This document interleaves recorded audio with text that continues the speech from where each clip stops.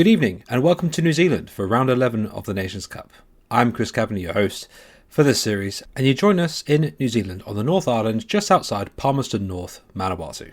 Home to Brendan Hartley and not so many kilometres away, the home of Bruce McLaren. This track has been built in homage to many racing drivers across the years for New Zealand. And because none of you have actually seen this track before, here is a track guide of the circuit itself, commentated on by a good old friend of mine.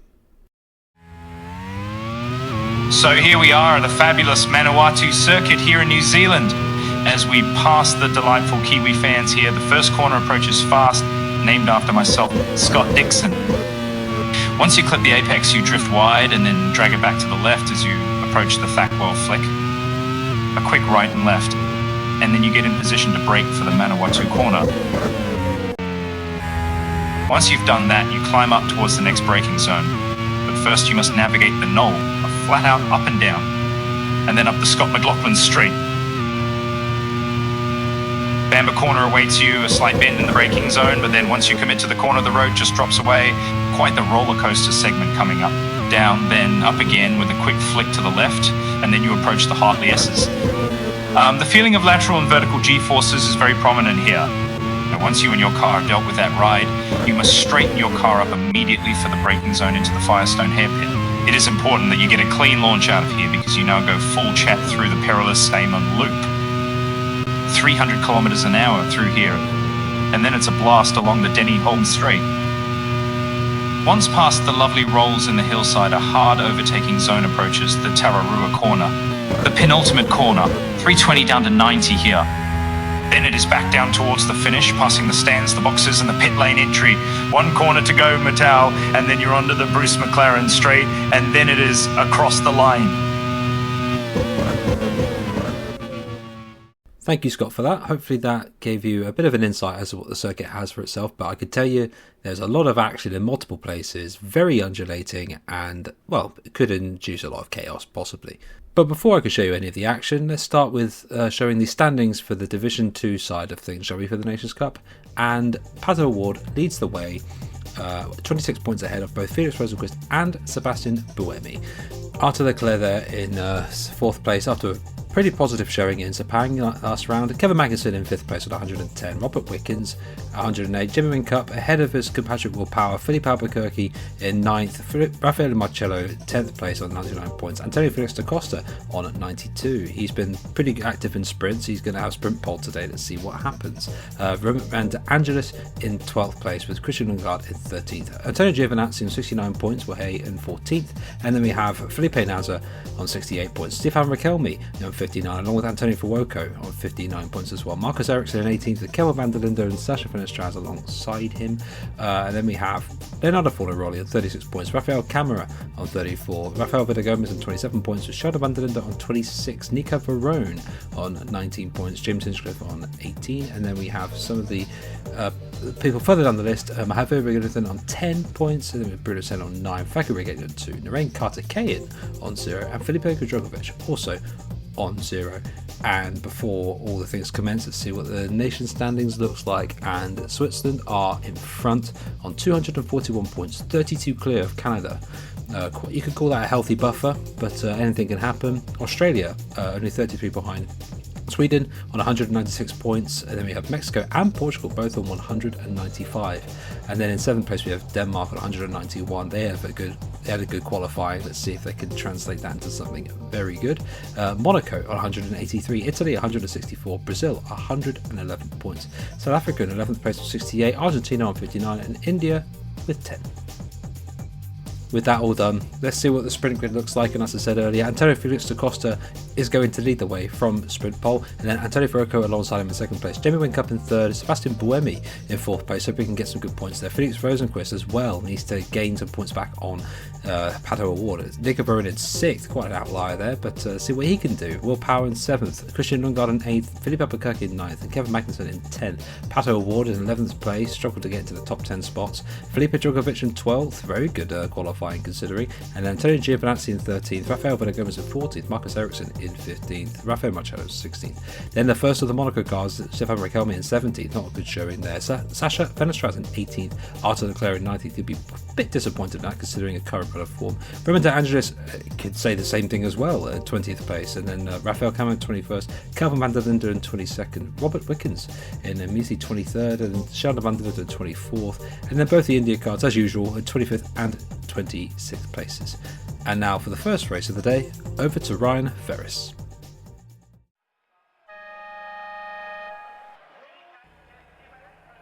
It's sprint race time here in Manawatu for the first race here in Division 2, and the lights are coming on with Da Costa on pole and Fuoco in second position. Away we go, and it looks like a good start there by Antonio Felix Da Costa, but Fuoco has managed to draw a level as they come into turn 1. And who's this down the inside? That's Verone going up into third position. So great start there by Antonio Fuoco. Da Costa just behind, and in the background it's Jamie Whincup, who's all over the back end of Verone as they come through these first tight twisty corners. In the background there is Pato Award getting a bit tripped up there. He had a pretty poor qualifying, started in 11th, and it looks as though he's down to 17th now as they're already squabbling at the front, and Da Costa now retakes the lead from Fuoco. Whincup into third as they come through these twisty sections, very reminiscent of that of Zandvoort, going through Skyfrock. But it looks like the guy to look out for at the moment is Whincup. He's having a very good start to this race, but Da Costa's going to look about easing himself into a groove, see if he can make a gap to Fuoco. So they come down the long, kilometre long straight, and in the background that looks like Boemi trying to go from Verone, and indeed he does. Felix Rosenqvist also there in 7th position. So they come round to complete the first lap. And it is Da Costa who leads from Fuoco. Whincup in the background there it is, Rosenqvist through on Verone. So 5th position for Rosenqvist. And as it stands at the moment, our championship leader isn't scoring a single point. There's Lundgaard going for a move there on Verone. It seems like Verone's sort of found his way up there in qualifying, and there's smoke pouring out of one of the cars ahead. Who is that? That's not Award's car, is it? Ah no, it's Villagomez. Heart in mouth moment there for Team Mexico. I mean, it still is one of their cars that is retiring, but it's not the main title contender.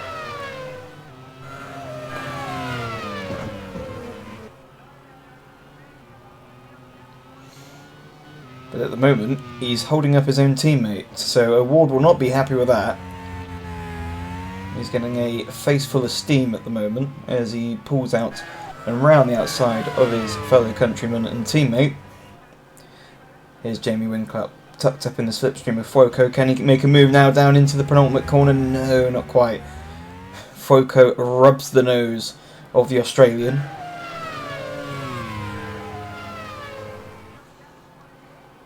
In the background, there's Boemi and Rosenqvist starting to join in on this battle for first position.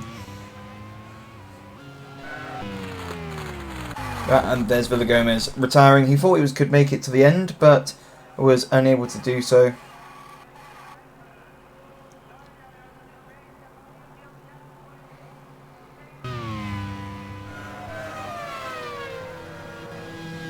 Back at the front, and Da Costa is extending his advantage. He's now got a second over Fuoco, but it looks like they're all starting to stack up behind Fuoco now. He's got Whincup, Boemi and Rosenqvist for company.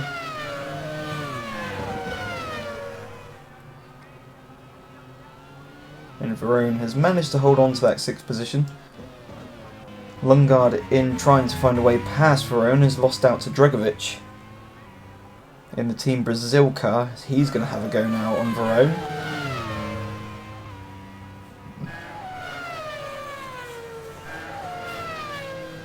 But here is Boemi. He's going to try and line his way past Whincup. They're side by side down the straight. And it looks as though he's about to go through into 3rd position. So Boemi up to 3rd. He's now got Fuoco to deal with. Da Costa streaming away out front, continuing to extend his advantage what it's going to be across the line. So it's still staying at 1.3, but Whincup back up the inside now of Buemi. But Buemi manages to hold on. We just missed out what happened there. But now that's brought Rosenqvist onto the back of Whincup. So it's going to be a pass or be pass situation there for the two following Buemi.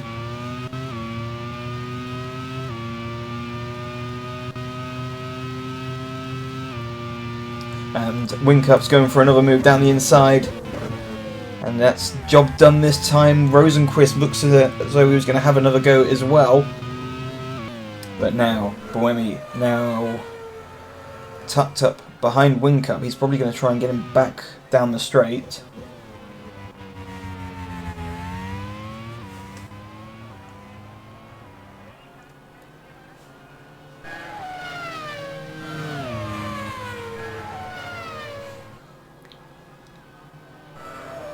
So Fuoco has been given a bit of breathing space as Buemi comes back at Whincup now.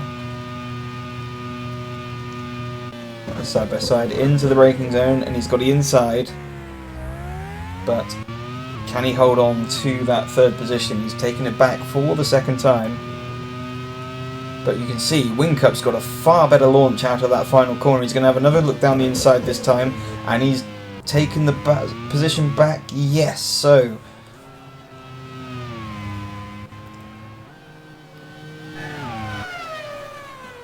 real toing and froing for third here, and that's actually costing these guys, with Fuoco getting away, as is Da Costa.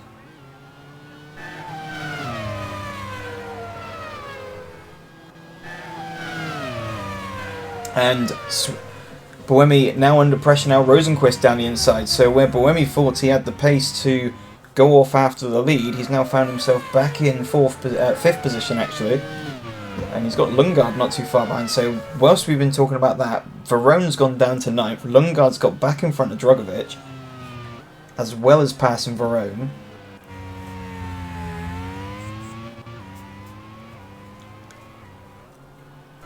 And there's a real train of cars still appearing behind Verone. He's got Giovinazzi behind, Albuquerque. And here is Giovinazzi drawing side by side down the back straight.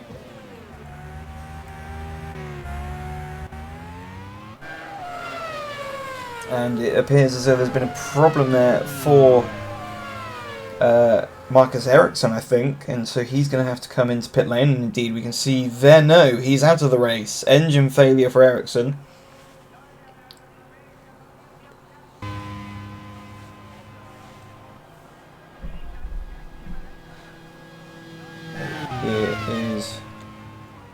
Didn't quite catch one of the Canadian cars who's very, very far behind everyone else.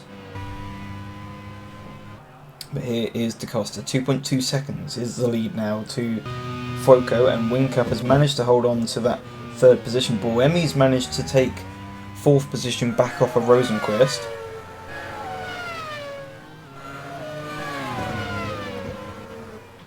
And we're already into lap 6 of 15.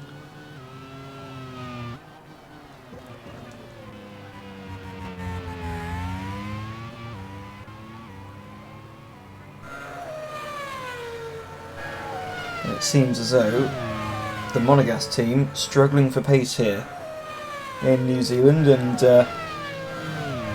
possibly not gone for the optimum setup, but still side by side there is Leclerc on Albuquerque, so he goes up into 12th position. Will Power just ahead of him.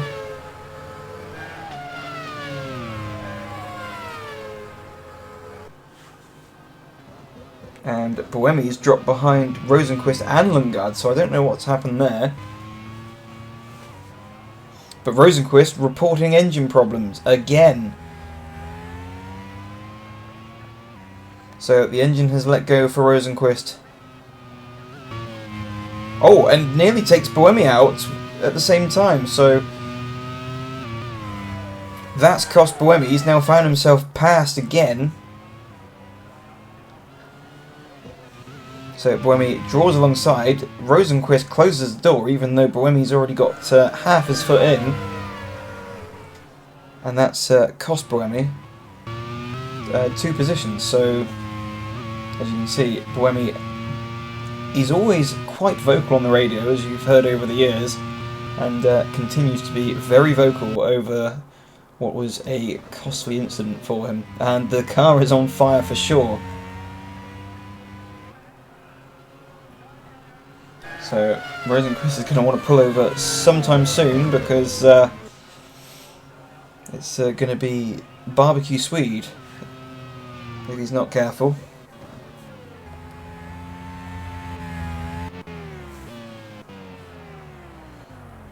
And indeed he does pull over to retire. He's picked up 2 penalty points from that, I guess the stewards have deemed dangerous driving. So, the man who was very much in title contention has been struggling with reliability of recent. Are those chances starting to slip away? But as it stands at the moment, its championship rival isn't in the points at the moment. Ward 12th position and moves his way up into the 11th position as I say that, so 1 position away from the points. And Drugovic has gone wide and lost part of his front wing, so that's going to be a trip to pit lane for Drugovic, and that allows Buemi through, and that's going to also allow O'Ward up into the points.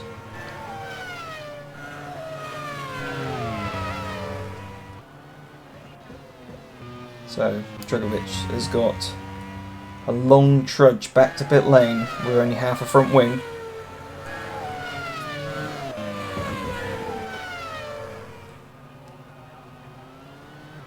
Meanwhile, Leclerc has found his way up into 7th position, so been a very good recovery from Leclerc from a bad qualifying position.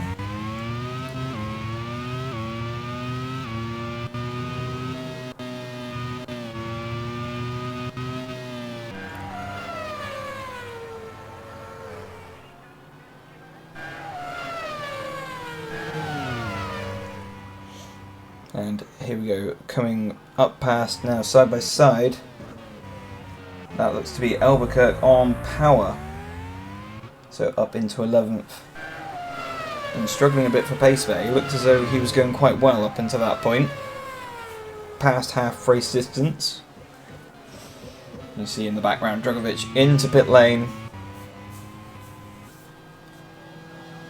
But out at front, almost 3.2 seconds is the lead Da Costa has over Fuoco.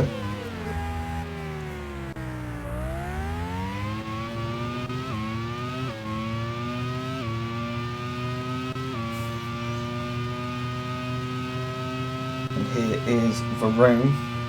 Actually no, it's not Verone, it's Fenestraz ahead of Kelvin van der Linde, and now behind Kelvin van der Linde.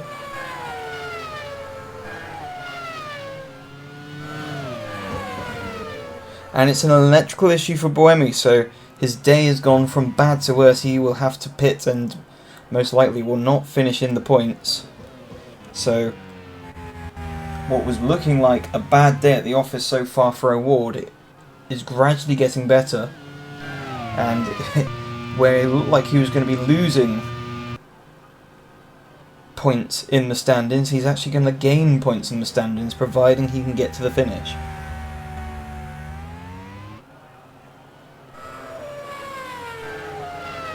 So into the pit lane comes Buemi. That promotes Verone and Albuquerque into the points.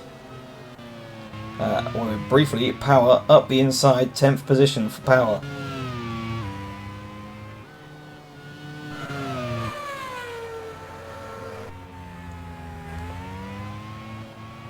And here is Pato O'Ward chasing after Antonio Giovinazzi for 7th position now.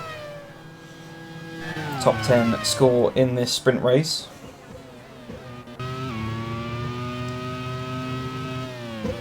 Here is Fuoco, who's still going about trying to chase Da Costa, although Da Costa has extended his advantage. It always seems to be a 10th here and there.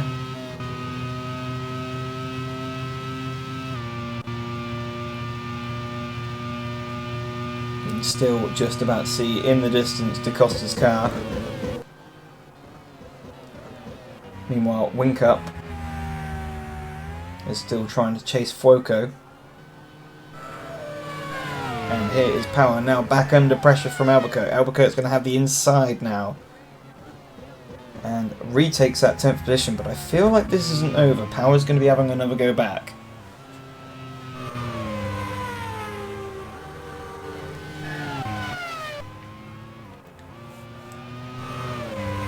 So Leclerc up into 6th position, and still looking like a very good, strong recovery with Lundgaard and Magnussen just up ahead. They're battling for position at the moment, so if they continue to squabble, it may open the door for the Monegasque driver.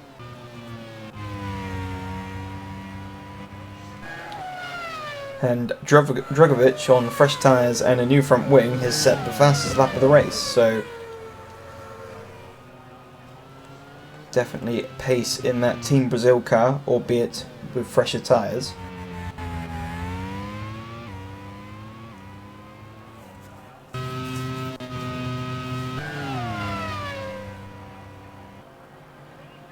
Meanwhile, up front, clicking off the laps at the moment is Da Costa, again extending another couple attempts this lap.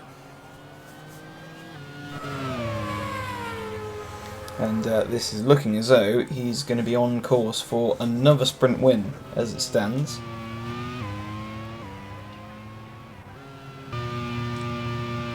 Here is Roman De Angelis, who's battling with one of the Indian cars, or it seems as though not got the pace to get past.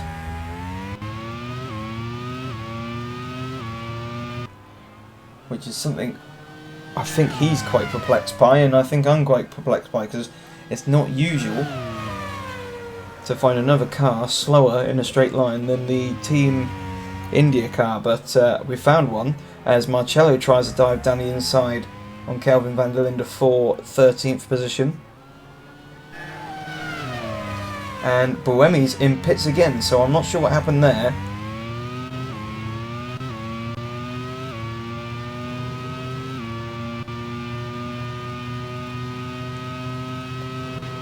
Still continuing to add another 10th. Actually, he's taken a lot out of Fuoco this time round. And Drugovic is losing power, and it's more than just losing power, he's lost the engine.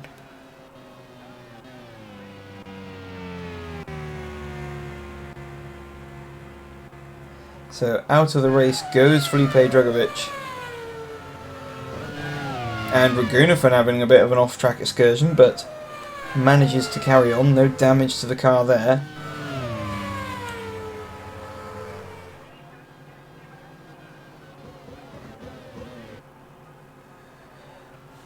But both Team Canada cars struggling down in 20th and 21st position. Buemi's going to try and go for the fastest lap, obviously on new fresh tyres. A light fuel load as well, with only a couple of laps left of this race.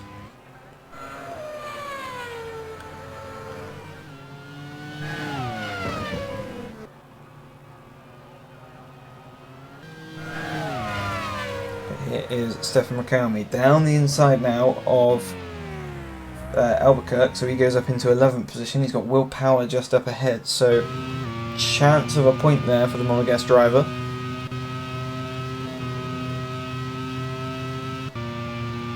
Still out in front, it's Da Costa from 4.5 seconds to Fuoco.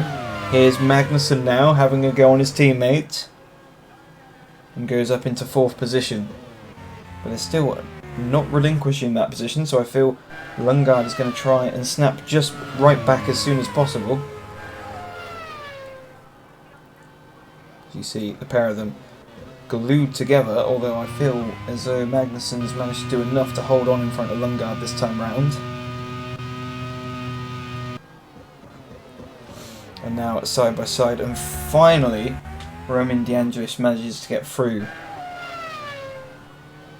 on Narain Karthikeyan for 19th position. He's still got, as Carthaginian's coming back at him. He's going to go down the inside into turn 1. Is this really happening? Is what DeAngelis is saying.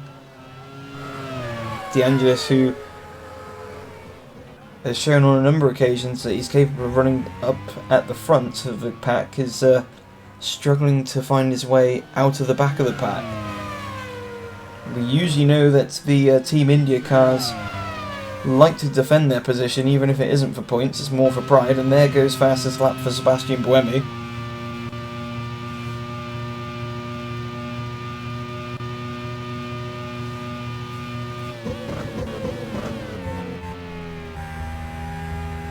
Here is Fuoco lurking back to Whincup, and Whincup been trying all race to try and close in, but unable to do so. Power now on Nico Varone, side by side down the back straight, and it's going to be 9th position there for the Australian driver. But here's Da Costa on the final lap of the race, and here's Roman DeAngelis still struggling to find a way past Carthaginian. He's swarming all over the place. He's definitely getting frustrated now. And here is Fuoco in 2nd position, comfortably ahead of Whincup.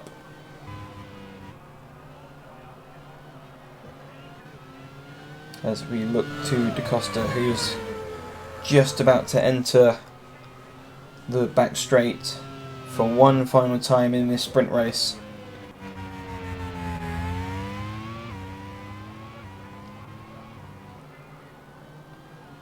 So around he comes over the hill.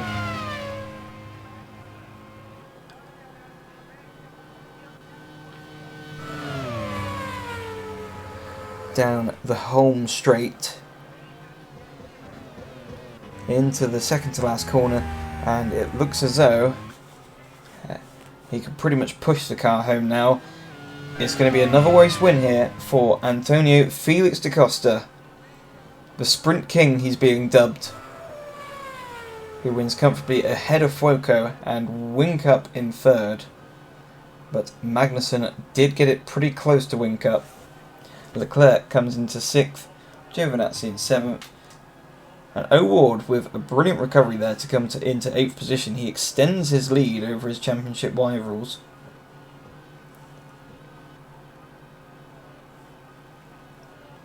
As the rest of the field come through, we may be waiting a little bit for Wickens and Buemi.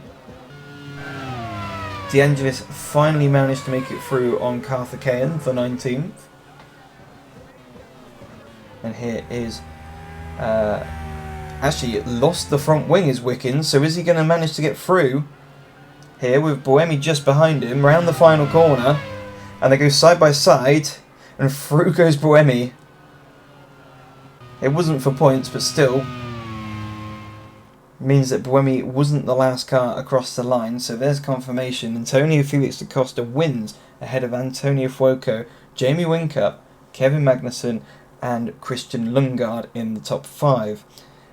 Arthur Leclerc finished 6th ahead of Antonio Giovinazzi, and Pato O'Ward recovered to 8th position with Will Power and Nico Varone rounding out the points. Felipe Albuquerque was 11th with Stefan Raquelme in 12th, and Raffaele Marcello finished 13th. And moving down the order, Sasha Fenestraz was in 14th with Rafael Camara 15th, Sheldon van der Linde and Kelvin van der Linde were 16th and 17th, Raghunathan 18th, Roman DeAngelis finally making it through on Carthaginian for 19th, and Carthaginian 20th, Buemi 21st, and Wickens the final car across the line. We had retirements from Drogovic, Rosenquist, Ericsson and Villa Gomez. And back to Chris in the studio. That makes it Portugal's 4th sprint win of the season. Actually, Antonio Felix da Costa's 3rd sprint win of the season. He's been, quite a sprint machine. But Sebastian Buemi and Felix Rosenquist both having issues this race, and Pato O'Ward just profiting off it is not good for their championship hopes. But then again, there is a feature later on. But now we can look to Division 1, and the standings go as follows for Division 1. Alex Palou leads by only 2 points to Philip Hansen for England, and then René Rast 11 points behind in third. Simon Pagenaud close well, very, very close on 125 points. Naoki Yamamoto as well, 122, only 18 behind Alex Palou, so anything can happen. And then we have both the Kiwi drivers, Scott Dixon and Shane Van Gisbergen, both on 115 and 113.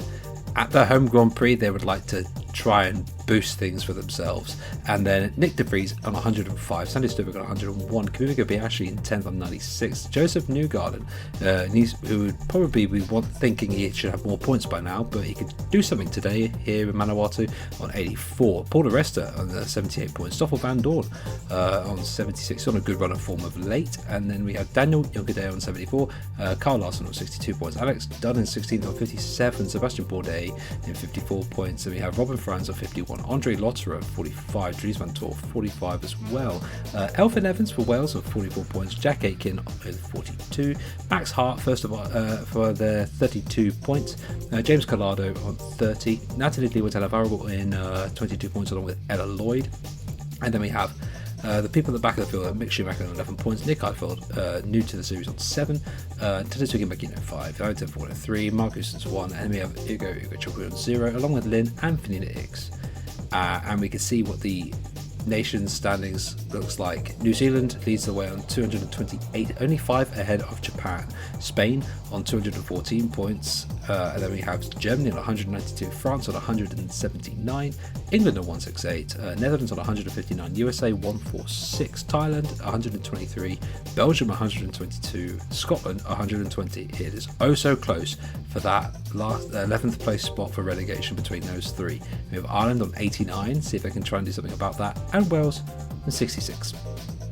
And for the sprint grid, Paul de Resta starts on pole. It would have been Joseph Newgarden, but because of his 10 place grid penalty that he earned in Sepang, he actually starts in 11th. But anyway, de Resta on front row with Naoki Yamamoto, James Collado in 3rd, Robin Franz in 4th place, Stoffel Van Dorn in 5th, Kiwi Kobayashi in 6th, and then the first of New Zealand's Shane Van Gisbergen, see if he can get a good showing today, in 7th. Philip Hansen starts at 8th for the sprint, and then we've got Scott Dixon at 9th. Nick De Vries starts in 10th with Joseph Newgarden demoted down to 11th from that penalty, and then we have Sandy Stubberg in 12th, Ella Lloyd in 13th, Alex Palou in 14th place there, bit of a disappointing qualifying for Spain there, and then we have Sebastian Bourdais in 15th and Simon Pagenaud in 16th, again quite a disappointing thing, maybe it's a setup situation. Carl Larson in 17th, Elfyn Evans in 18th, Jack Aitken 19th, René Rast 20th, Dries Van Tor 21st, Daniel Juncker 22nd, Natalie Liwatala-Variable in 23rd, Nick Heidfeld down in 24th, and then both the Ireland cars, Max Hart and Alex Dunn, in 25th and 26th. And once again, back to Ryan Ferris for the sprint.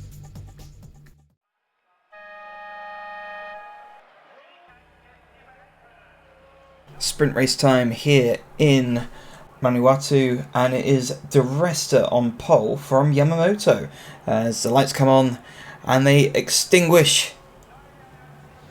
Good getaway from Yamamoto, de Resta, and Paul gets away from Yamamoto and he goes down the field, but here comes Frines down the inside. So Frines almost taking the lead there and got a brilliant getaway. Collado was also looking to have a good getaway. There's some collision going on in the background as that is Alex Dunn there with, I think that was possibly one of the Germany cars. But it is Paul de Resta who is under pressure now from Robin Frines, and Frines is going to have a look down the inside as they come up to Bamba Corner for the first time. And indeed, Frines takes the lead, demoting de Resta down into second now. Is this going to be a sign of de Resta's race? We did see something similar in the Division 2 sprint race. And it looks as though Nick De Vries has ran into the back of Dixon, so he's lost his front wing and he's going to have to limp his way back, and it looks like de Resta is under pressure now from James Collado. Now Collado draws side by side down the home straight, and he makes easy pickings of the Scotsman. So as we come to complete the first lap, it's Robin Frines from James Collado, and it is de Resta in third position, but he's under pressure now from Stoffel Van Dorn, who sends it down the inside into turn 1. In the meantime, also Yamamoto going down the inside of Newgarden.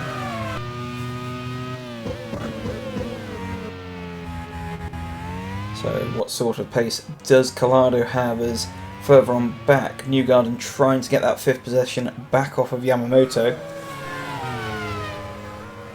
Yamamoto with a poor start, but he's trying to make that gain, or gaining the ground back as he goes back down the inside of Di Resta. So that's 4th position now for the Japanese driver.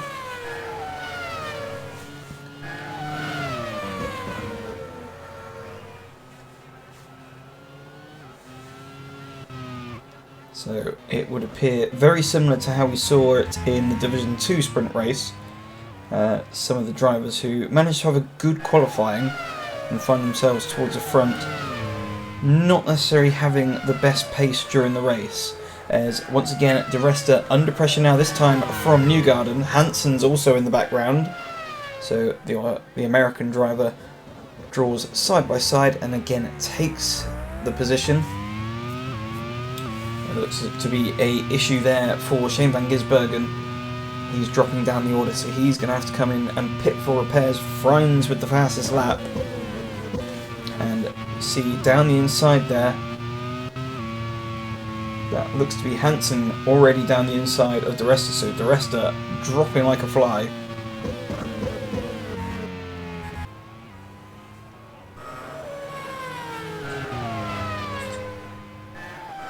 Collado, who had a very good start to the season, and then had a bit of a turbulent middle part of the season, but it looks as though we're starting to see some of the old Collado that we saw at the start of the season reappear.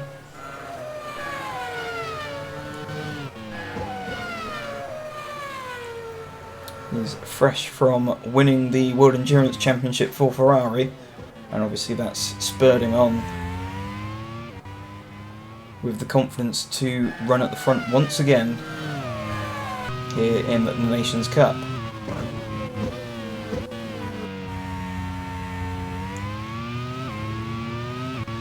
So we run on board with, I think that's Nick Heidfeld down in 22nd position, and Team Germany not having the best of weekends so far, both running outside of the points. Rast, who's obviously in the hunt for the championship and is not looking like he's going to be scoring points today, at least in the sprint race.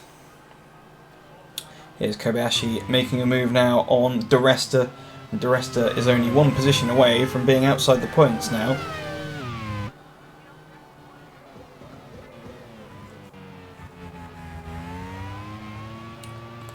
So we look at Newgarden being followed by Hansen. It seems like the Team England cars have definitely got the pace here in the race. Team just telling him there that he's definitely quick enough. He's just got to be patient in his move. They also look as though they're catching on Yamamoto. But at the front, Freins is leading by 2.2 seconds to James Collado.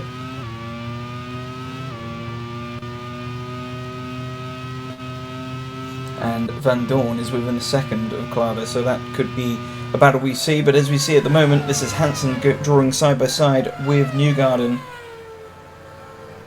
and he's going to get it done under braking.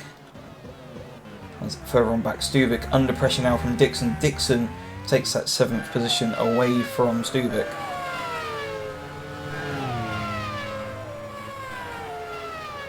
But Stuvik still in the slipstream. Is he going to have a move into turn 1? No, not quite close enough to the Kiwi.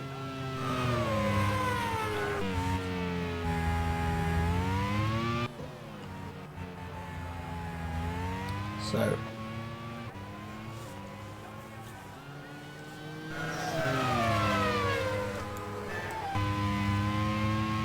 Freins up front. Shane van Gisbergen setting the fastest lap of the race.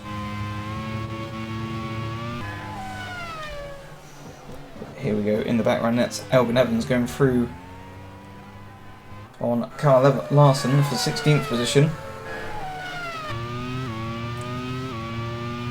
And this is the battle that I was saying about earlier. This is Stoffel Vandoorne, who's closing on James Collado for that second position.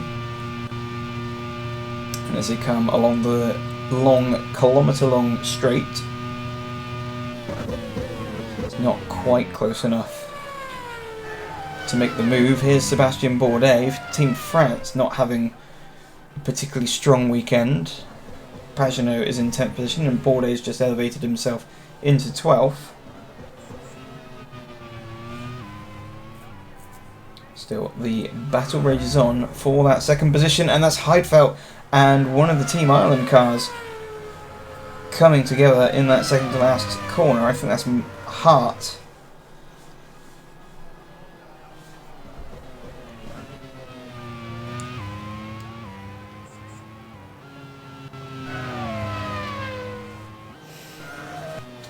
So,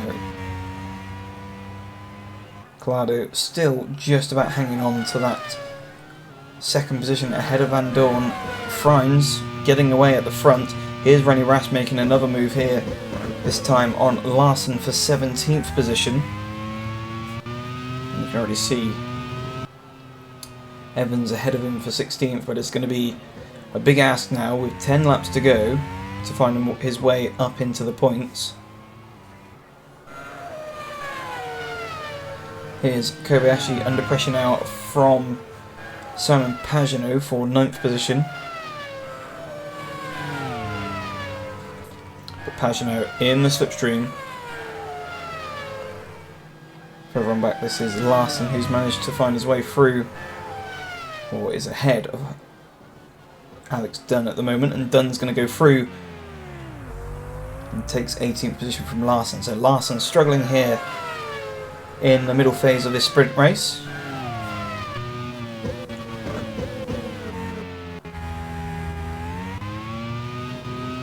Still at the front, and Collado has managed to open the gap a little bit to Vandoorne.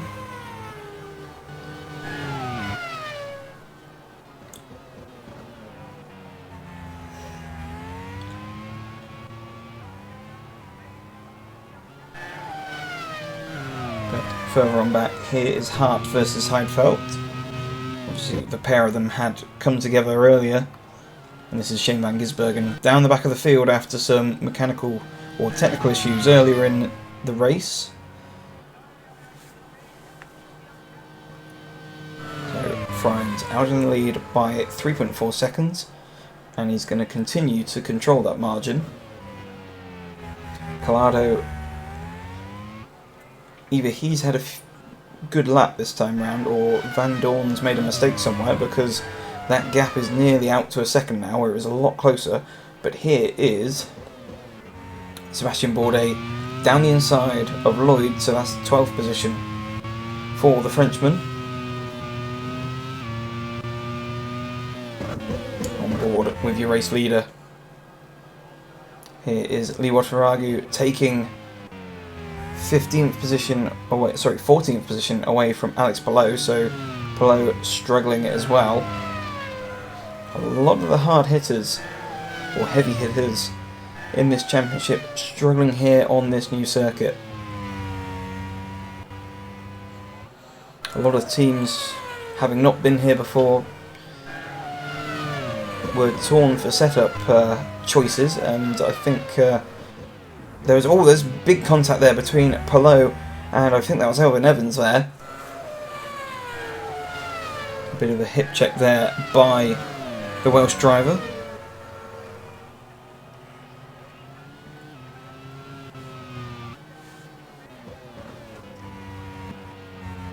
I think some people would say that was a bit of a Braille overtaking attempt there from the Welsh driver, but he's now put himself under pressure now from René Rast for that 16th position, and Rast has got a good run coming out of the corner onto the back straight, and he's going to draw side by side, or no, not quite enough, so he's going to have another go down the inside. Had to take 2 attempts at that overtake there, and suggests, as we've sort of seen all season, the Team Germany cars got the cornering speed through the downforce, but not quite got the top speed. Van Dorn is really pushing, and this is side by side by Aitken and Junkadea. But Van Dorn has managed to close that gap again to Collado, so the battle is once again on for that second place.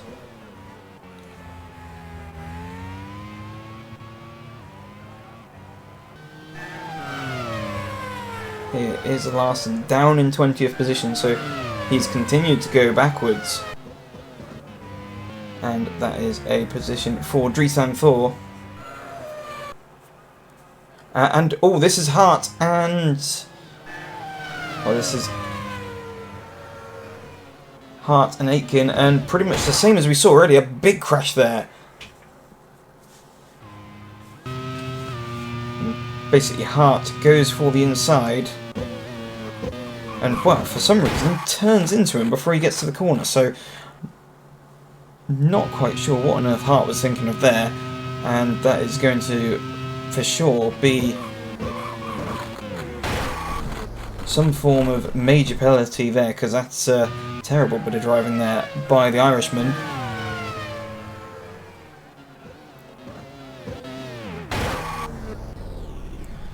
And big impact there for Aitken. Hopefully he shall be okay to compete in the feature race, and hopefully the team can get the car fixed in time.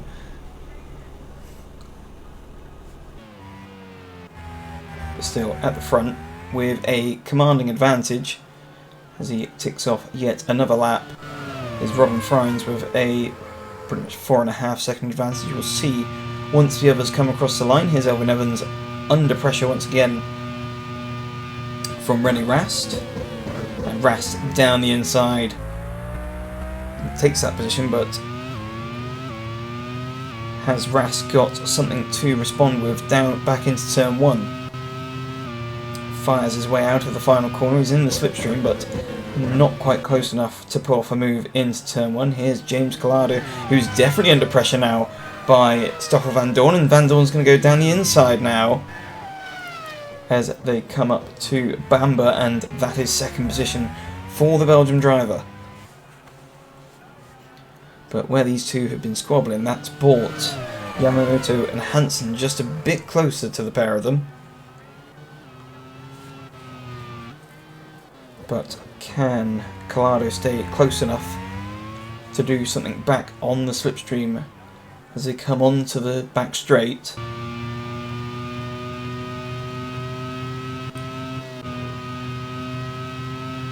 But it seems Van Dorn rocketing away already in the Belgian car.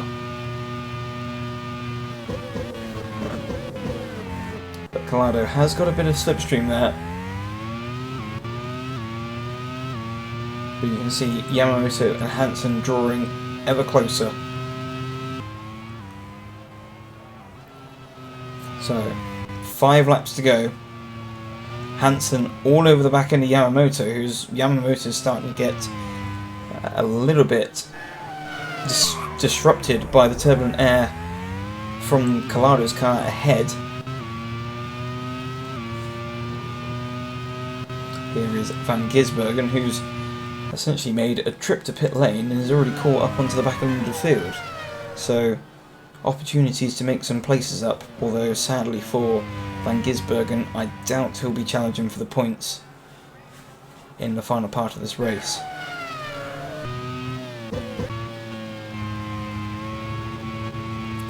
But here's Yamamoto. He is in a Team England sandwich.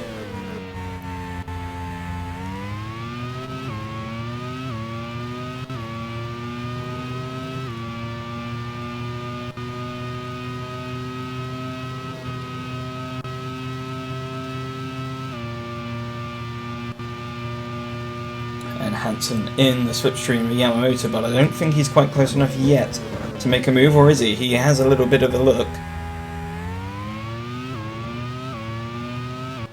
But as the team has said, once again, patience is a virtue for the English driver, and he looks as though he's lining something up into turn 1 and goes down the inside. And that is P4 for Hansen, and he's got his teammate just up ahead, but Dixon has suddenly arrived very quickly onto the back of Yamamoto, so Yamamoto hasn't got much time to take a breather yet or regroup. Can Yamamoto do anything to get back? But Dixon's going to come up the inside. He draws side by side into Bamba corner.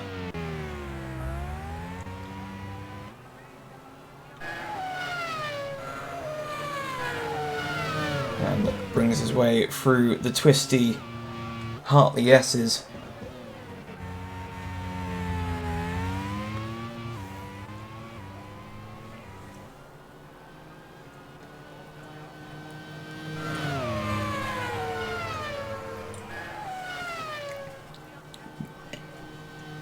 Gap at the front is now 6 seconds between Frines and Van Dorn.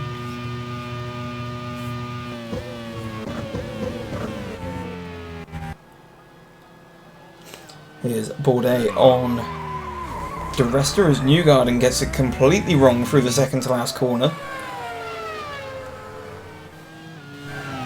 And that's going to allow Stuvik to catch up onto the back end of the American driver. And I wonder if he's done any sort of damage to those tyres that's going to affect him on these last few laps.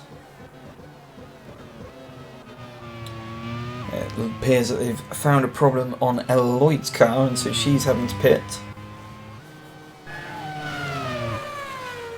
Although, I guess luckily for her in this situation, she wasn't running in the points, so nothing gained and nothing lost. But here is Stoffel Van Dorn. Well, he definitely has got the pace, but found himself in this position a little too late to find and catch Frines, and Frines with a commanding lead now of 6.3, although I think if we go through the next checkpoint, Van Dorn is chipping away at that advantage, but I fear unless Frines makes a major mistake somewhere, it's a little too late.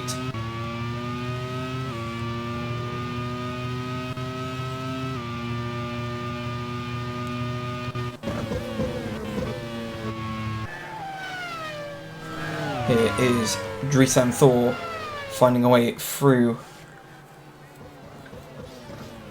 on Elvin Evans for 16th position. So 2 laps to go for Frines.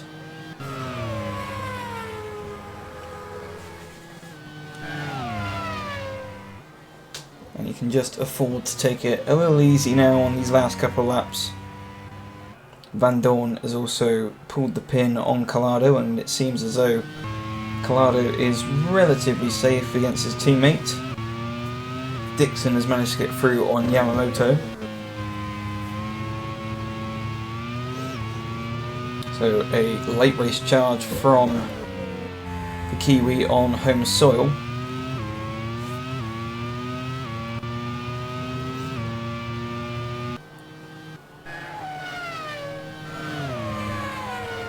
Here is Collado ahead of fellow countryman and teammate Hansen. And Hansen's trying to close this gap down. Will he find a way through as they come around to start the final lap?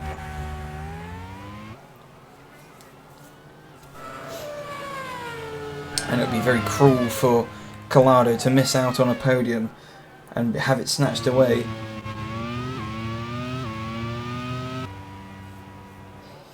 And that's a fire there for Heidfeld, so again, oh no, it's Daniel Juncadella. My apologies there. So Daniel Juncadella out of the race with an engine fire. With only a lap to go. But again, in this situation, not in the points. But here is your race leader, Robin Frines, who's pretty much taken control of this sprint race with a nice commanding lead of 6.3 seconds over Stoffel Van Dorn. Here's Palou under pressure now from René Rast. Up into 14th goes the German driver.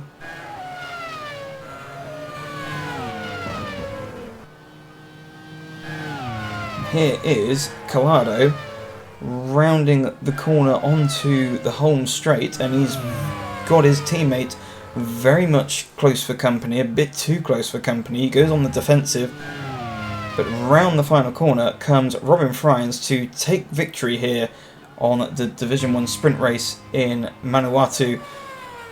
Stoffel van Dorn finishes second, and Collado just about hangs on to that third position ahead of teammate Hansen.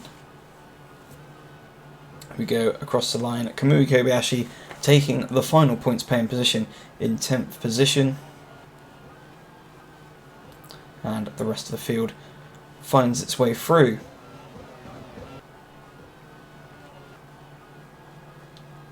Larson with not a particularly great finish there. Ella Lloyd obviously recovering from those last minute technical gremlins as we wait for De Vries to come across the line. So, confirmation, Robin Fryans wins here in the sprint race with Stoffel van Dorn in second, James Collado third and Philip Hansen in fourth. Scott Dixon came in fifth with Yamamoto sixth, Newgarden seventh, Pagano 8th and Stuvik 9th, with Kamui Kobayashi rounding out the final points in 10th. Sebastian Bourdais came in 11th, with Paul de Resta plummeting down to 12th from the front row, and Lee Watanabe in 13th. Moving further on down the order, René Rast finished 14th, with Alex Palou 15th, Dries Van Thor in 16th, Elvin Evans 17th, Alex Dunn in 18th, Carl Larson 19th, and Shane Van Gisbergen in 20th. Nick Heidfeld finished 21st, with Ella Lloyd behind, with issues with also Nick De Vries having those early lap issues with the front wing. Retiring from the race was Daniel Jonkadea, although he was classified, and accidents obviously from Max Hart and Jack Aitken. So after a fairly dramatic race there, it is back over to Chris. That is a second sprint win for the Netherlands, and the first one for Robin Fryans. Congratulations to him. And James Collado on the podium. How about that, considering his season has been quite rocky and quite in the doldrums compared to Philip Hansen. And you could actually argue he is one of the reasons why England was struggling to, near relegation zone. But good on him, and a great performance for the new manager there over in England. It must be said, though, Max Hart's disqualification does put him over the 12 points that you can get on a licence, so he will be suffering a one-round ban. This will mean that Martin Donnelly will be taking the seat. But due to ruling, he will still take part in this feature race, but definitely cannot take part at the next one. But now we can look for the first of the feature races, the Division 2 feature, and Kevin Magnussen starts on pole, with Felipe Albuquerque for Portugal alongside him in second place, just 500ths away, and then the Danish teammate right behind Kevin Magnussen, Christian Lundgaard in third, and then we have Will Power for Australia in fourth. Nico Varone, quite an outlier for him up in fifth place. Let's see what he can do with that, considering the sprint he was kind of struggling. Felix Rosenqvist in sixth place, crucially ahead of Sebastian Buemi in seventh, and then we have Jimmy Whincup in eighth, Antonio Fuoco in ninth, Antonio Felix Costa, our sprint winner, in 10th, Pato Ward in 11th place. Let's see what he can do from there. Felipe Drogovic in 12th, Antonio Giovinazzi in 13th, Rafael Benegomez in 14th, Marcus Ericsson in 15th, Raffaele Marcello for Switzerland in 16th, Stefan Riquelme in 17th, Sato Fenestras in 18th, Arthur Leclerc in 19th. Had a good run in the sprint. Let's see if he can try and do the same thing again in the feature. And then Roman De Angelis in 20th, getting stuck behind the India cars for much of the sprint. Will that happen again? We'll see. Rafael Camara in 21st, Kelvin Van in 22nd, Robert Wickens 23rd, Sheldon Van Den 24th, and once again they're both India cars at the back, 25th and 26th. And for the first feature race of the day, over to you, Ryan Ferris. Division 2 feature race time here in Manawatu, and it is Magnussen on pole from Felipe Albuquerque in second position as the lights come on, who will be getting the getaway into turn 1, and it's a great start already from Magnussen. Albuquerque already falling back behind Lundgaard, but down the inside here comes Verona's Vat and Rosenqvist. There's puffs of smoke in the background, but it's Magnussen who leads from teammate Lundgaard, and Rosenqvist crucially up into that third position. Here's Sebastian Buemi down the inside of Albuquerque, so Albuquerque with a terrible start there and has just been punted off by his own teammate. by the looks of things. So Da Costa's punted his way through.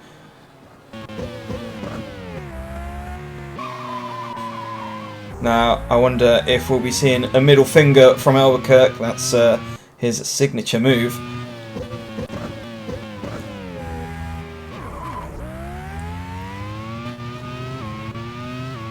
And definitely not happy by his teammate and fellow countryman, as he's now finding himself on the back foot with Will Power behind him. Fuoco is looking to make a move on Power, and it's 3 abreast as they come up into Bamba, and they've all managed to sort themselves out. Coming through as well is Dragovic through on Wincup, so Wincup losing out big time there. 10-second penalty for Da Costa, but back at the front is Magnussen, Lundgaard, Rosenqvist.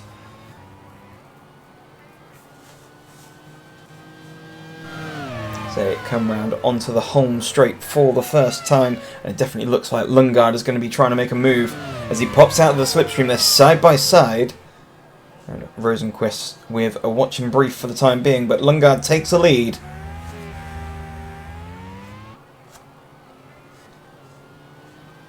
Round the final corner for the first time, pretty much flat out for most of the drivers. Magnussen looking as though he's going to make a move back, and down the inside he goes, and Lundgaard tried to fight it out, but he's now put himself under pressure from Rosenqvist. And it looks as though Ericsson has picked up a broken front wing, and he's managed to make it back to the pit lane. The outlier at the moment is Nico Varone in 4th position, but he is coming under pressure now from Sebastian Buemi, although Buemi not quite close enough to mount a challenge there into Bamba. Through the Hartley S's they go, and Rosenqvist definitely getting closer to Lundgaard now. And is Lundgaard going to mount another challenge against his teammate Magnussen?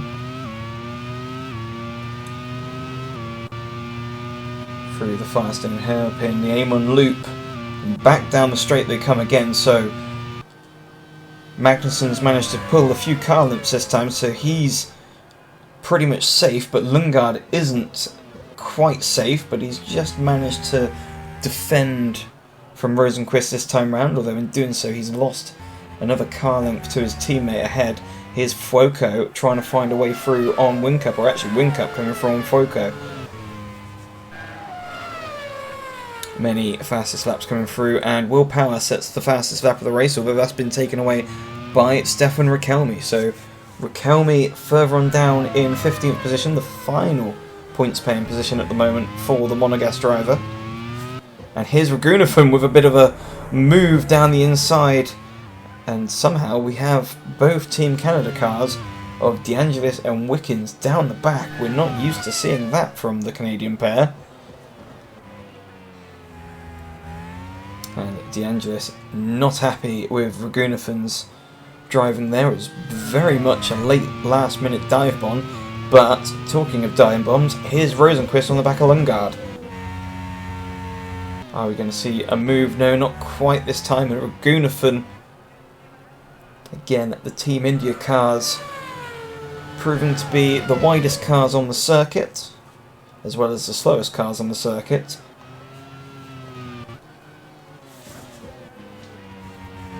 And this is causing a lot of frustration for those behind. So down the straight again, more moves starting to appear as it's Mexico versus Italy. And that's O'Ward trying to find a way through. Actually, no, that's Villagomez. We're further down the field. Villagomez finding a way through. And back up the inside is Giovinazzi. So we have Fuoco and O'Ward fighting each other, and Giovinazzi also fighting the other Mexican car.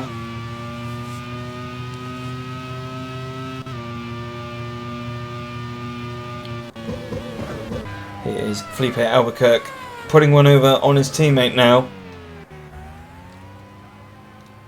Definitely not happy. But he's managed to get back past him and on his way after Buemi for 5th position.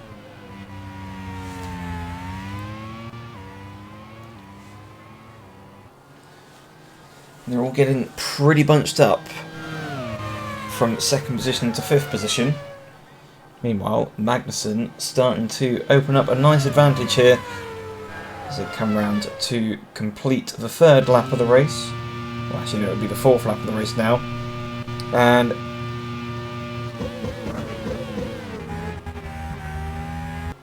under pressure now, that's Da Costa being passed by Power. But here is Villagomez, who's managed to find a way through on Rosenqvist. So Rosenqvist, who thought he was challenging for 2nd position, now finds himself under pressure in 4th position with Buemi just behind, and Buemi's having a look down the inside, but no room there. As it stands at the moment, O'Ward leads the championship, but he's down in 10th position. And Rosenqvist and Buemi are his 2 main title contenders, but under pressure now is Fuoco from Marcello. So Marcello's starting to bring his way through the field after recovering from not his finest qualifying performances. Well, that's a lock-up there for Rosenqvist, so not ideal there, and that's allowed Buemi and Albuquerque onto the back end, and Power's also joining in on the party as well. So they come swarming around the outside as Buemi trying to go, but he's not going to manage that there. And this has caused a bit of a train reaction as they come down the home straight. Buemi now under pressure from Albuquerque, who comes through. Power looks as though he's going to try and make a way through as well, but that's not quite worked out for him. Meanwhile, Wincup's managed to get through on Da Costa. And that all pretty much came as Buemi now fights back.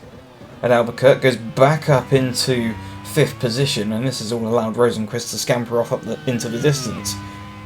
But that was all triggered by Buemi trying to go around the outside through the Amon loop, which definitely didn't work for him. And Marcello looks as though he's lost a position out again, quite possibly, but he's now got Raquelme coming through into 3rd position. Raquelme still with the fastest lap, as we see Villagomez going through on Giovinazzi, and that's the leader, Magnussen, locking up through the Firestone hairpin, and that's allowed Lundgaard to catch up onto the back of him. That's definitely not done his tyres any good.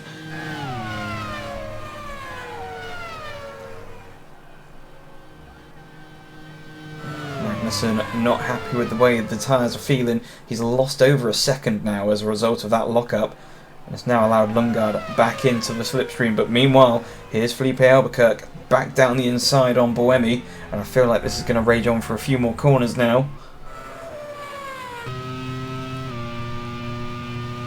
So here is Verone still holding his own in 3rd position.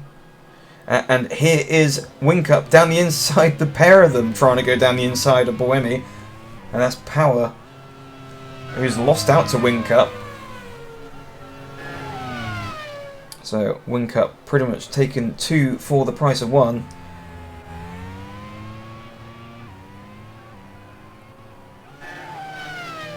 And Buemi, who at one moment found himself as he come back at Whincup as they come into Bamba. And he's retaken that position. But Buemi, who thought he was going to find himself in podium contention, he's finding himself scrapping in amongst the midfield. But Verone has managed to catch up onto the back of Lundgaard.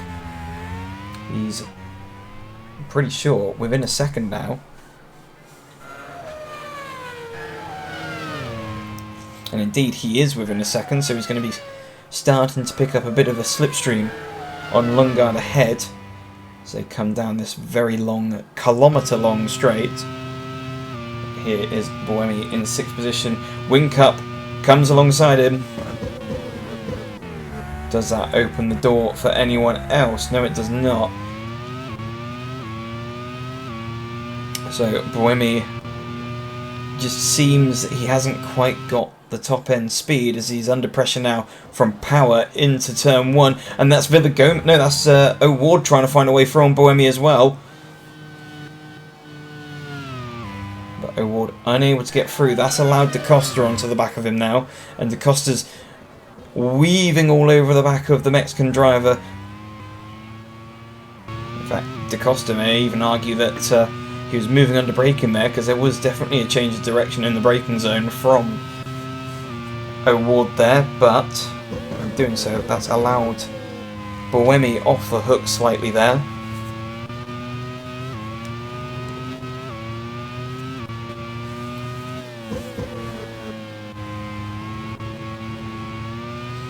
They come through the stream of downhill S's down into the Firestone hairpin. A very tricky and technical circuit is this Manawatu circuit. Now, is O'Ward going to be close enough in the slipstream to mount a charge on Buemi? He's definitely getting close enough, and he's going to dive down the inside. It's a very late lunge from O'Ward. And it looks as though Buemi's just about managed to hang on. Meanwhile, Drugovich through on Fuoco in the background. And he's going to go about passing. He's not messing about at all. He's going straight up the inside of DaCosta. So that's 10th position there for the Brazilian.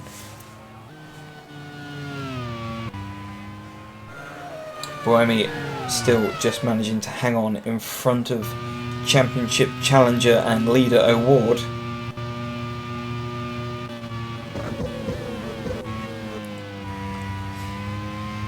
Here is still Verone, and there's Albuquerque with a lock-up there into Bamba, so in his quest to try and hunt down Rosenqvist in 4th position. Albuquerque is definitely fired up after that lap 1 incident with his teammate.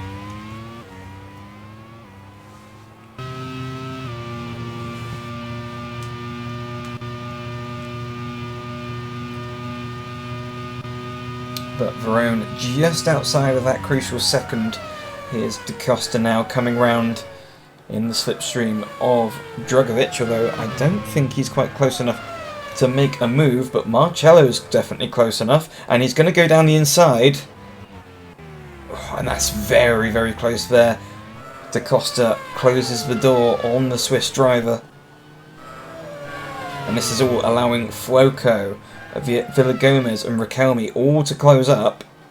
It's also Leclerc as well by the looks of things. And down the inside goes Villagomez on Fuoco, and Fuoco almost finding himself coming a little undone there with Riquelme having a look down the inside.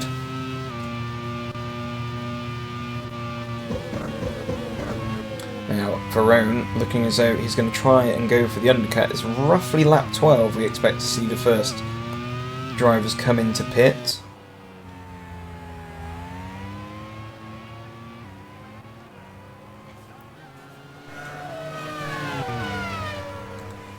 But there is action all through the field, and as a result of that lockup earlier from Magnussen, it's kind of taken some of the sting out of the tail of the charge that he was having. So he's still within striking distance of teammate Lundgaard, as you can see.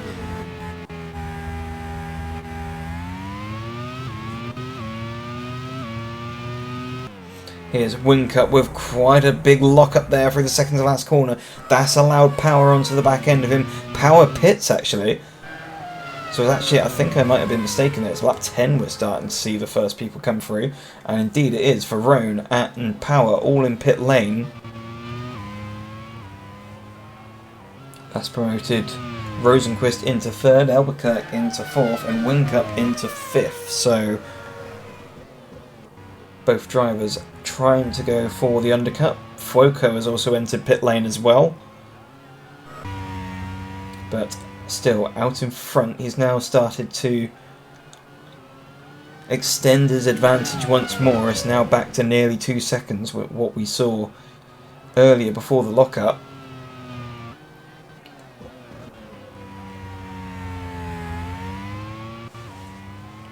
But we will see with Magnussen how far into the stint he's going to go. Now that there's some pressure from behind with Verone, but it all depends where Verone's fed out into and and what traffic he's going to come up across. But here is Van der Linde. I think that's Verone just going down the inside there as well. And indeed it is, so he's wasting no time trying to get past the South African. Buemi's now pitting on this lap.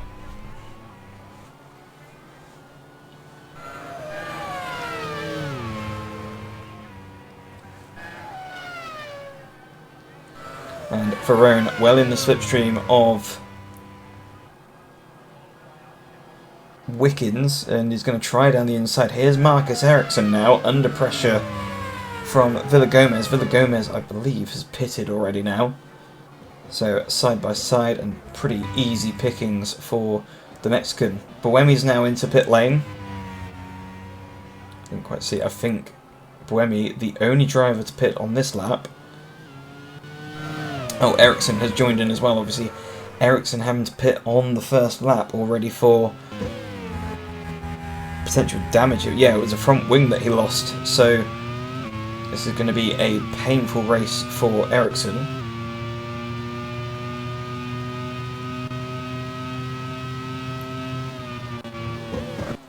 But here is Da Costa with a bit of a lock-up there.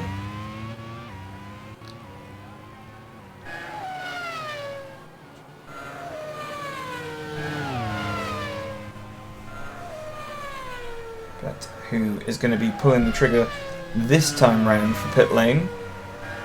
Anyone staying out? Who's going to be coming in? Magnussen crosses the line, so he's staying out, and so does Lundgaard. Rosenqvist and Albuquerque has pitted from 4th position. It is Verone continuing to make his way through the field. Championship leader O'Ward has also pitted now.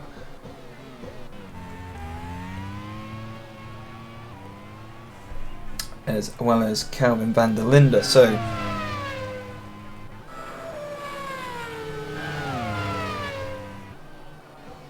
Lundgaard looking to stay out. Buemi looking to find a move up the inside of van der Linde into turn 1 and does so. Meanwhile, here's Raghunathan up into 11th position. He's holding up Verone. Power goes down the inside.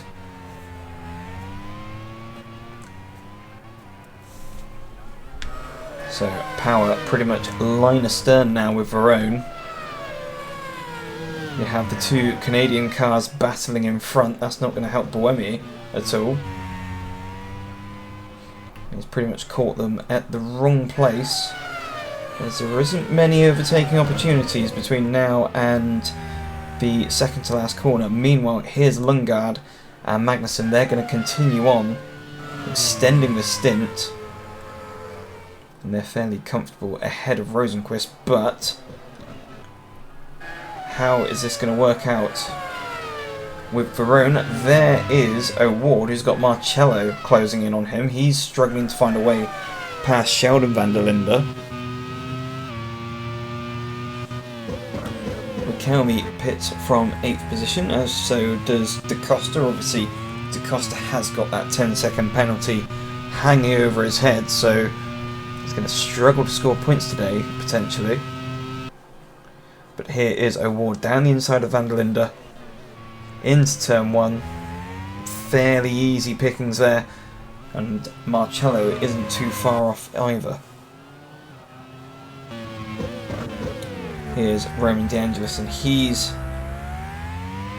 holding on in front of Felipe Albuquerque. Buemi's managed to get through. Here's a fast charge in O'Ward, and Albuquerque's managed to get through. O'Ward's still stuck behind.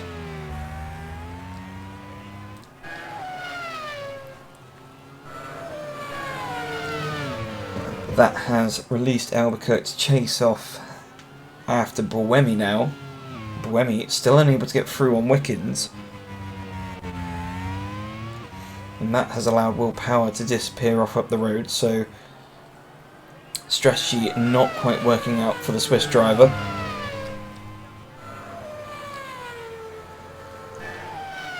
But here is O'Ward finding a way through on De Angelis. Leclerc now pits from 7th position. Now down the inside goes O'Ward. Power now. No, sorry, that is Leclerc pitting. And here comes Buemi now, finally, on Wickens.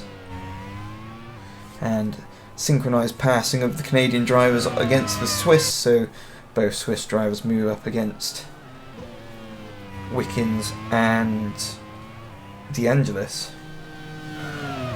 Albuquerque very quick through on Wickens there, as you can see on the timing tower. So Felipe Albuquerque not messing about on these back markers. Essentially they are fighting for position, but they're yet to pit.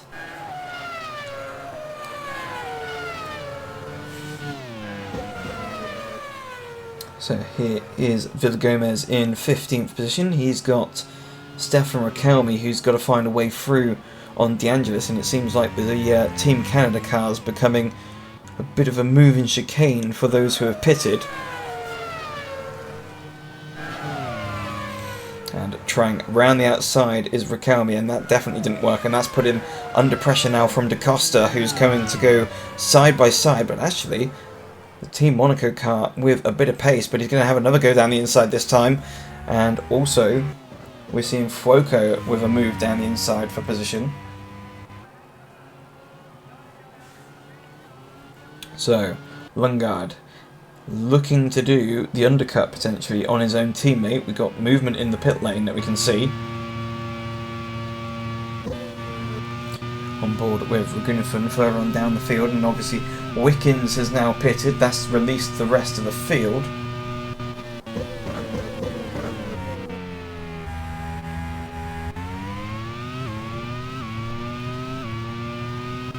So we have reached half race distance, and here we are, Magnussen. We're expecting to see Lundgaard in this lap.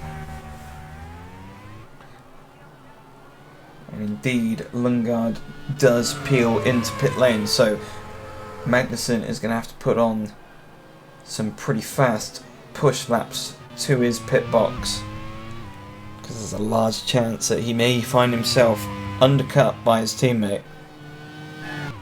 Rosenqvist is going to pit this lap. Now, where is he going to filter out? Here's Drugovich on Villagomez, and this looks like this is going to be easy taking for the Brazilian down into the second to last corner. Back at the front, here's Magnussen. Karthikeyan leading the two Indian cars for second to last and last position. De Angelis has finally pitted as well. So here's Whincup, third position.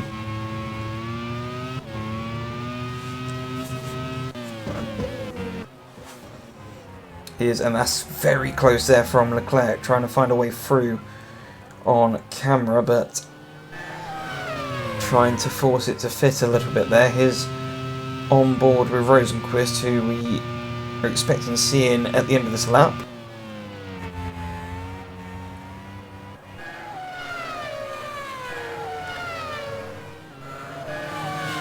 And indeed, Magnussen has pitted, and I think we should see Rosenqvist coming in as well. Yeah, indeed we do. I think also Whincup. Yep, Whincup's in, so top three cars now in pit lane. That will allow potentially Lundgaard to come through and take the lead. But we need to be looking on the pit straight to see how this is all going to work out. Magnussen's exited pit lane, and it looks as though he's still stayed ahead of Lundgaard.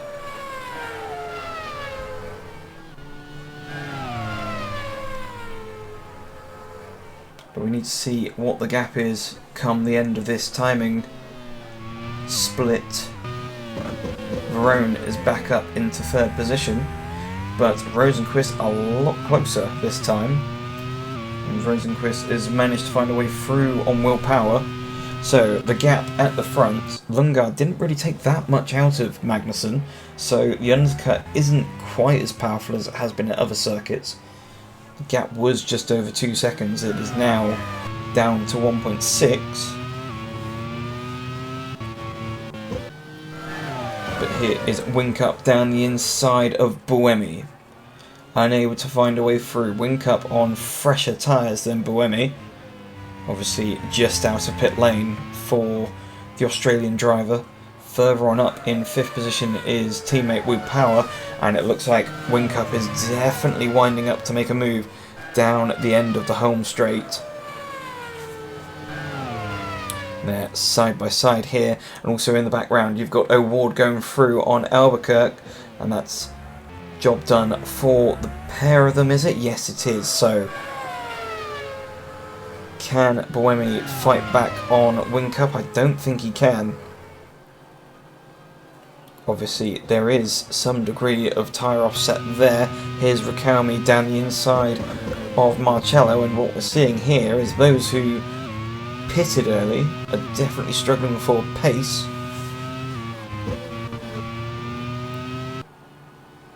So Riquelme up into 11th position. He's going to chase after Drugovich, but Albuquerque, who also pitted a bit earlier than the others, is also going backwards.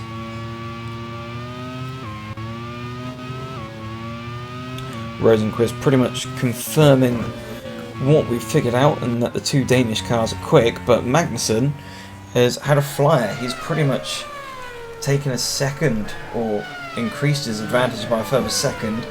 Meanwhile, here is Marcello under pressure from Da Costa. Marcello was one of the first drivers to pit in this race, and it just seems as though Team Switzerland haven't used the best strategy. They pitted early, found themselves in traffic, and any chance of the undercut has been taken away. Kevin Magnussen sets the fastest lap of the race. He's taken that away from Stefan Riquelme now.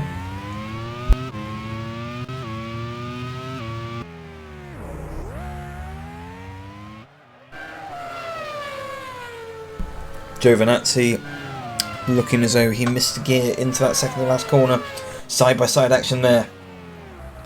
Further ahead, and I think that's Da Costa and Marcello, is it? Yes, indeed. So Da Costa through on Marcello. He's now got Villagomez for company and a fast approaching Leclerc. Buemi has just been passed by O'Ward, so not looking good in terms of championship. Villagomez now going through on Da Costa. Or was he going back through? I think he was going back through on Marcello, so unless we missed something there, but battles going on all through the field, pretty much all race so far. It's been a massive turnaround compared to what we saw in the sprint race.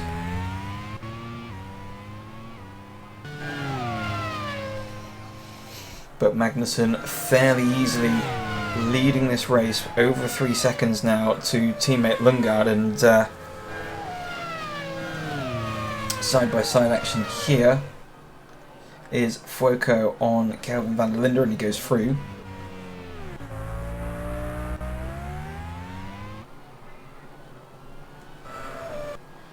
Here is Arthur Leclerc going through on Villagomez, so Villagomez not quite managing to find a way through on Marcello, and as a result has found Leclerc coming past, and he's continuing to build on his pace, and Leclerc's going to chase after Marcello. He's already essentially going to be a net 12th because Da Costa has that 10-second penalty. Here's Villagomez side by side now with Giovinazzi, and he loses out to Giovinazzi now. So O'Ward wanting to know where his championship challenger is of Rosenqvist, and the team have now told him 3rd position is Rosenqvist. O'Ward currently sitting in 7th position. He's trying to close in on Will Power, but he's not really able to do much. He's got Drugovich not too far away from him.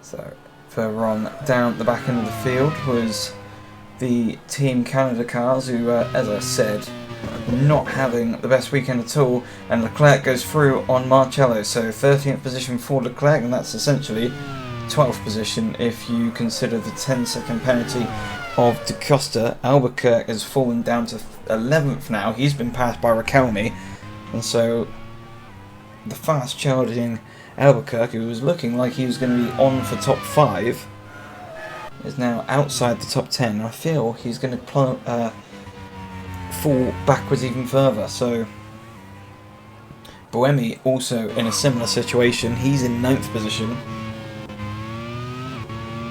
I'm pretty sure Riquelme will be not too far away now from the Swiss driver. The strategy not quite working out for them, but it seems as though what has been a bad qualifying for Monaco is turning into a good strategy for them, as both cars are charging through the field. Now here is Drugovic ahead of O'Ward, and Buemi still just about in touching distance. And if Drugovic is actually starting to slow a little and hold up O'Ward, that could reignite chances for Buemi. Of course, Buemi, another one of the drivers fighting for this championship.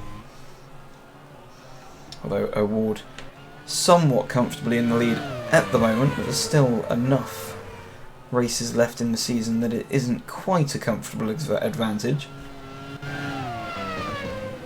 We look to Rosenqvist in 3rd position.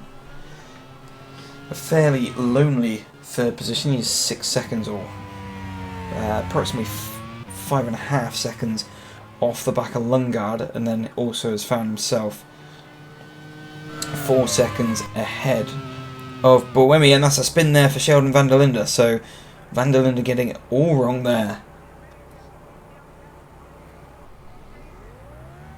And that's the Manawatu corner. Struggling to find traction there. He's got to wait for the rest of the field to come through, and now he's in last position behind the 2 Indian cars. Meanwhile, the gap starting to come down a little bit there between Rosenqvist and Power. Here is one of the, I'm trying to think which one that was there. I think that was, it wasn't Giovinazzi on O'Ward. I think that was Fuoco then.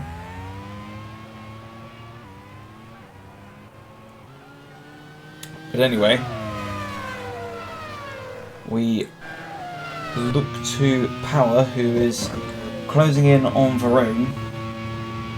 Verone still putting on a very strong performance there in 5th position. Obviously he was in contention for the podium, but that's kind of fallen by the wayside a little bit now.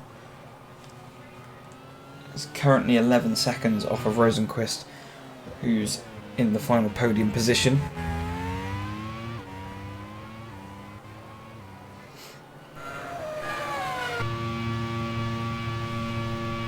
O'Ward tracing down Drugovic, and he's got Buemi not too far behind, but also Riquelme closing in on Buemi. So this is all starting to get very close here for the positions outside the top 5, and obviously some of them very much crucial to the championship. Rosenqvist is going to be taking a handful of points away from O'Ward's advantage in the championship. Here's Leclerc down the inside of Da Costa.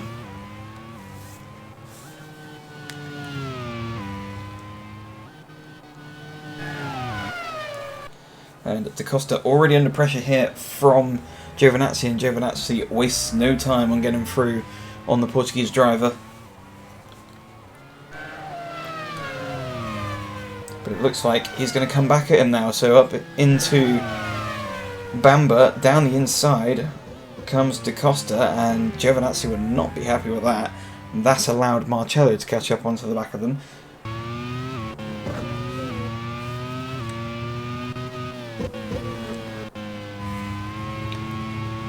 It is... I think that's O'Ward, is it, that we were looking at for a moment then? No, actually it's his teammate, Villagomez, who's looking back to camera outside the top 15. Giovinazzi's found a way through. I think, but further on back down the field, this is De Angelis ahead of Ericsson. And all weekend, De Angelis has been very vocal on the radio, not happy with the performance of the car, and who can blame him, really? A car that's very much used to being inside the top 10 and struggling to even, well, not even in the top 20 this weekend. That's a very close moment there for Fenestraz, trying to find a way through on Kelvin van der Linde. This is on board with your race leader. 5 seconds the advantage to Lundgaard now, so barring any mistakes with 5 laps remaining, including this one,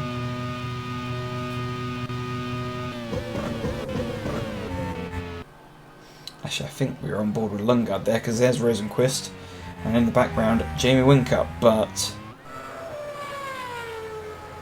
none of them particularly close to each other at the moment. But there's still time in this race. There's still possible dramas lurking within the last 4 laps of this Grand Prix. O'Ward, and this is Marcello finding a way through on Villagomez for 15th position. Further on up through the field, Drugovich is now being hunted down, and within slipstreaming distance is O'Ward on Drugovich, and Boemi's not too far behind O'Ward either.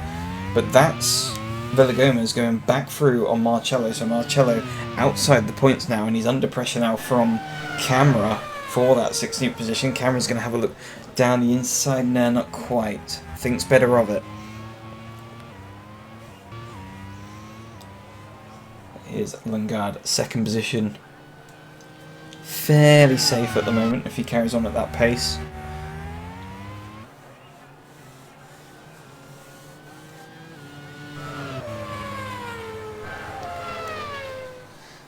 But here is Karthikeyan ahead of Sheldon van der Linde. And they're almost about to be lapped, actually, by the leaders. So here's Christian Lundgaard. Further up the field, well, just over 5 seconds further up the field is Magnussen. He's catching up onto the back of the field.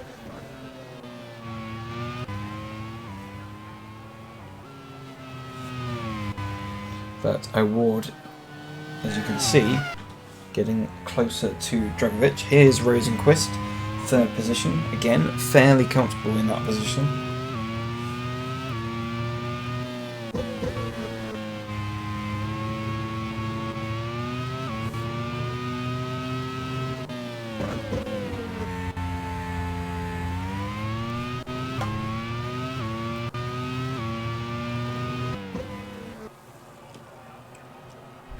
So, Rosenqvist, as I already said, if he manages to get home where he is at the moment, he'll be taking precious points out of O'Ward's advantage in the championship. O'Ward currently down in 8th position, but is challenging for 7th position against Drugovich.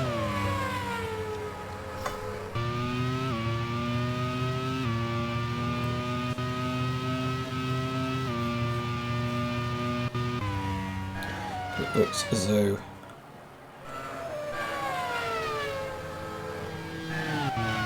Magnussen is potentially on course for a Grand Slam, essentially. Pole position, fastest lap. And I think, unless I'm mistaken, has pretty much led every lap of this race.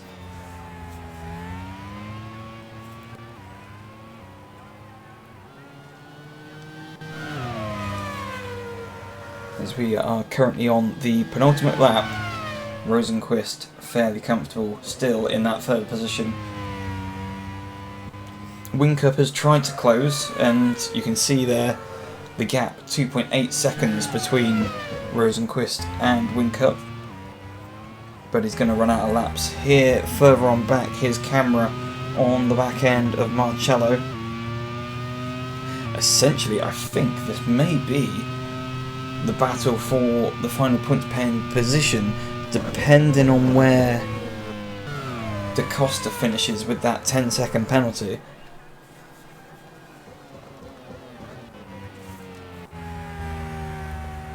Still, here's Lundgaard, biding his time as they come onto the final lap of the race. And there's a big old lock up there for Fuoco. And that's down at the Firestone hairpin.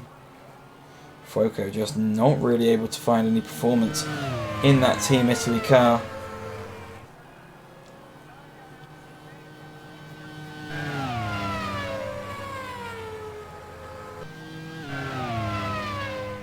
Moving on towards the front, still looking at Lundgaard here. Although we haven't really seen much. The cameras seem to like Lundgaard, but we haven't really seen much of our race leader Magnussen, who we just saw going out of shot there. As I said, a commanding race so far from both Danish drivers. No one has particularly seen where they went. They took the lead and disappeared. Rosenqvist tried as hard as he could to follow, but still 5 seconds behind second position and 10 seconds off the lead. But here is round the second to last corner. Kevin Magnussen pretty much going on for the Grand Slam here and wins here in Manawatu for the Division 2 feature. And that is a great result for Magnussen and, in fact, Team Denmark, with Lundgaard finishing second. Rosenqvist makes it a Nordic top 3. And here is Verone just hanging on to that 5th position ahead of Will Power. Will Power tried as hard as he could to try and get that 5th position. Hit further on back, Drogovic there, and Buemi has gone through in. So Ward actually did manage to get Drogovic in the end for that 7th position. Buemi hanging on ahead in 9th position. And we'll wait for the rest of the field to come through. And also we'll see how the penalty for Da Costa affects the point scorers at the back end of the field. So here's Wickens across the line. Final driver across the line, is it? No. De Angelis here with Ericsson, who hasn't had the best of races with the front end being completely broken on that car. We will have to wait actually a while for the rest of the field to come through as Sheldon van der Linde takes Karthikeyan on the second to last corner on the last lap. And I was about to say, pretty much these guys were about to be lapped by our leader. They were in shot as our leader came through, but there is confirmation there. Race winner Kevin Magnussen wins with pole position and the fastest lap ahead of Christian Lundgaard and Felix Rosenqvist. Jamie Whincup came in 4th with Nico Verone in 5th. 6th place went to Will Power with Pato O'Ward in 7th. Felipe Drogovic finished 8th ahead of Sebastian Buemi in 9th and Stefan Ricciardi 10th. Felipe Albuquerque was 11th with Arthur Leclerc in 12th and Antonio Giovinazzi in 13th. Moving further on down the field, Rafael Villagomez was 14th and Marcello was indeed promoted up into 15th position with Rafael Camara 16th. Fuoco was 17th, Calvin van der Linde 18th, and Antonio Felix da Costa with that 10-second penalty was 19th. Sasha Fenestraz was 20th with Robert Wickens and Roman De Angelis 21st and 22nd. Marcus Ericsson at 23rd, Mahavir Raghunathan was 24th, Sheldon van der Linde 25th, and Narain Karthikeyan was 26th, meaning that there was no retirements throughout the whole race. So very, very dramatic and exciting feature race, and it is back over to Chris. What a pure dominant display by Denmark. That is an incredible haul of points for them. That is the max you can get if you for feature races, for certainly. That's going to make things very interesting for the standings for certain. And all cars making it home. That is, again, very, very impressive. And Nico Varone in 5th held his own. Well done. And Felix Rosenquist was able to get some points over Paddle Award. Well done to him.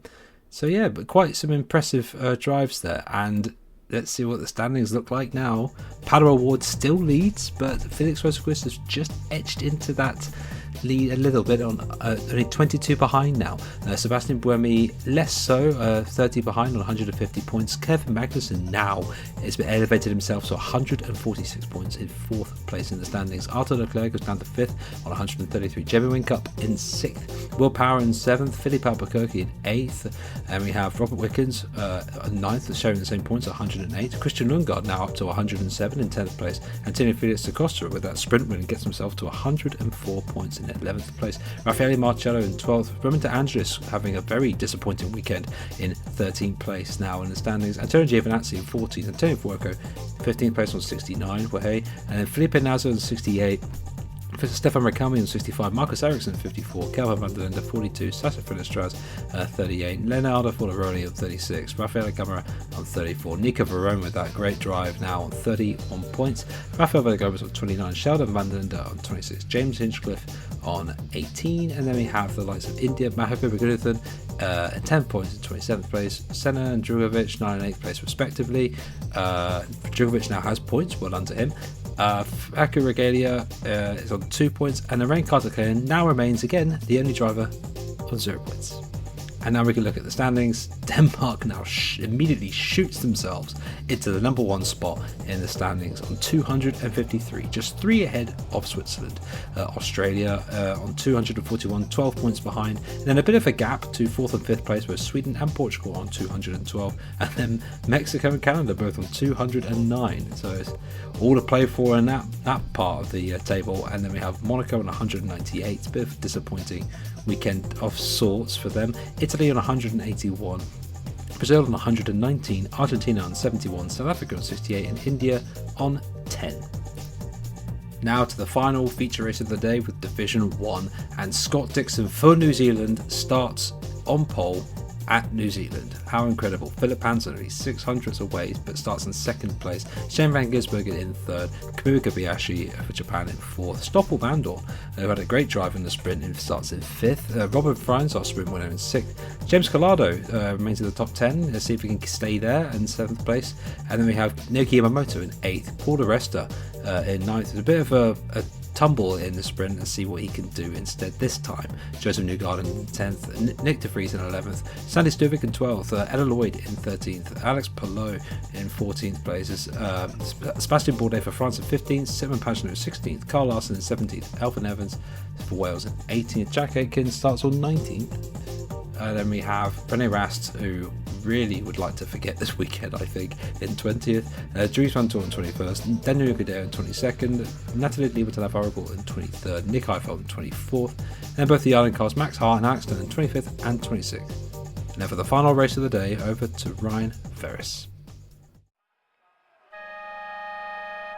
Final race of the day, it's Division 1 feature, and it's Scott Dixon on pole from Championship leader Hansen, and Van Gisbergen also in 3rd position. The lights come on and the lights go out, and it's a good getaway from Dixon, but Hansen gets a better second phase, and down the inside here, taking the lead by the looks of things, is Robin Frines. Dixon manages to get back in front of Hansen, and that's a thundering start there from Frines. Some people may even be wondering whether that was a jump start, it was that quick, but still manages to take the lead. Van Gisbergen manages to take 5th position back off of Kobayashi. Again, he's not had the best of starts. Bourdais not had the best of starts either. He's down in 17th position. And struggling, I guess, for a bit of tyre temperature in these opening laps. Is on board with Frines, and as we already have said, a great start there with Dixon right behind, but he's pretty close as Dixon, so is he going to be able to mount a challenge? Not quite close enough as they come round the Amon loop. It's going to be within the slipstream of Friends, as he is edging ever closer, with Hansen not too far behind. But this is DeResta coming back at Hansen now, and he's going side by side down the straight into the second to last corner, and that's third position for DeResta.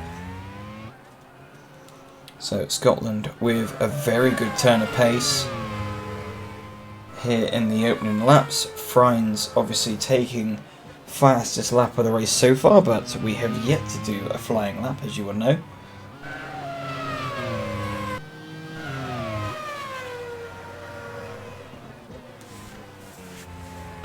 Here is Simon Pagenaud lining up behind Stuvik. Stuvik down the inside of Collado there, and also down the inside of Pagenaud is Larson. One of the Team Spain cars going side by side up through the Thackwell Flick. I think that was actually, no, that's the Knoll. And down the inside comes Ella Lloyd now on Larson. Oh, actually, no, that's Pagenaud. Getting my Team France and Team America cars mixed up, as the colour schemes are somewhat similar. But here is Dixon again coming round Amon, trying to stay within slipstream of Friends ahead. He's not quite as close as he was last time round, but he's still staying within striking distance. But DeResta is closing in now on Dixon.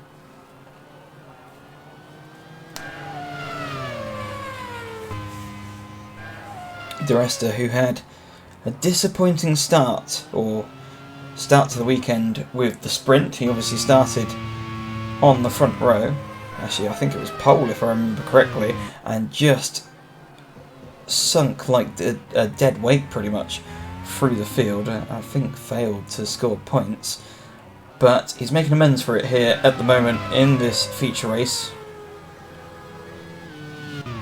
Appears to be fairly comfortable in the podium position, although he's just got Hansen within a second of him at the moment. But still, the main battle, here we go. Pagenaud now getting back at Lloyd for that 13th position. And also we saw there what looked to be Bourdais also making a move through. Well, yeah, as it stands for Hansen, doesn't really need to push too hard. Dixon is somewhat of a threat in the championship, although 30 odd points behind, but the main people in this championship which are not really qualified particularly well, they're not even in the top 15 if I look through the field, is Palou and Rene Rast. None of them in scoring points here at the moment. Aitken has gone through on Lloyd for 14th position further down the field.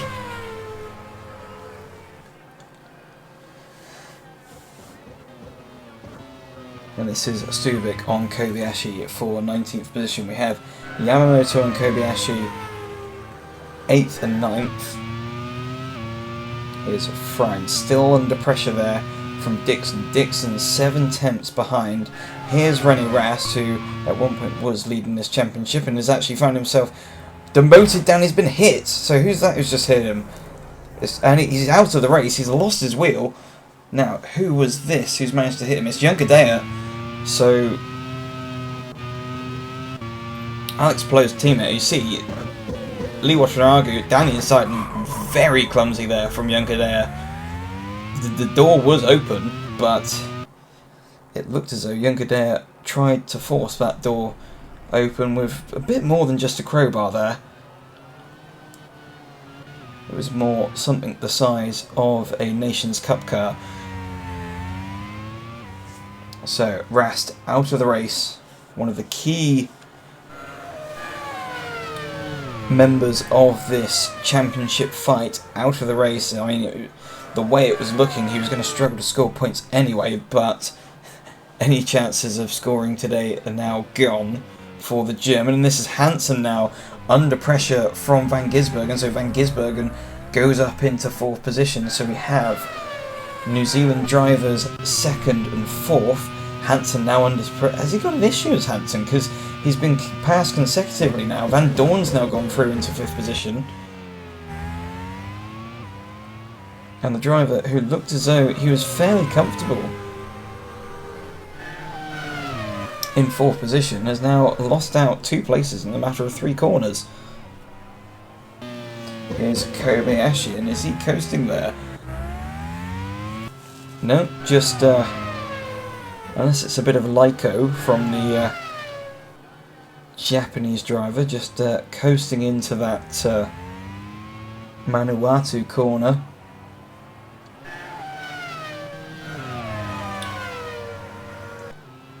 That's done under pressure from Heidfeld again. Germany showing that they're having a tough weekend here. It's almost looking shades of the beginning of the season for Team Germany, where it was Silverstone and they struggled massively for pace.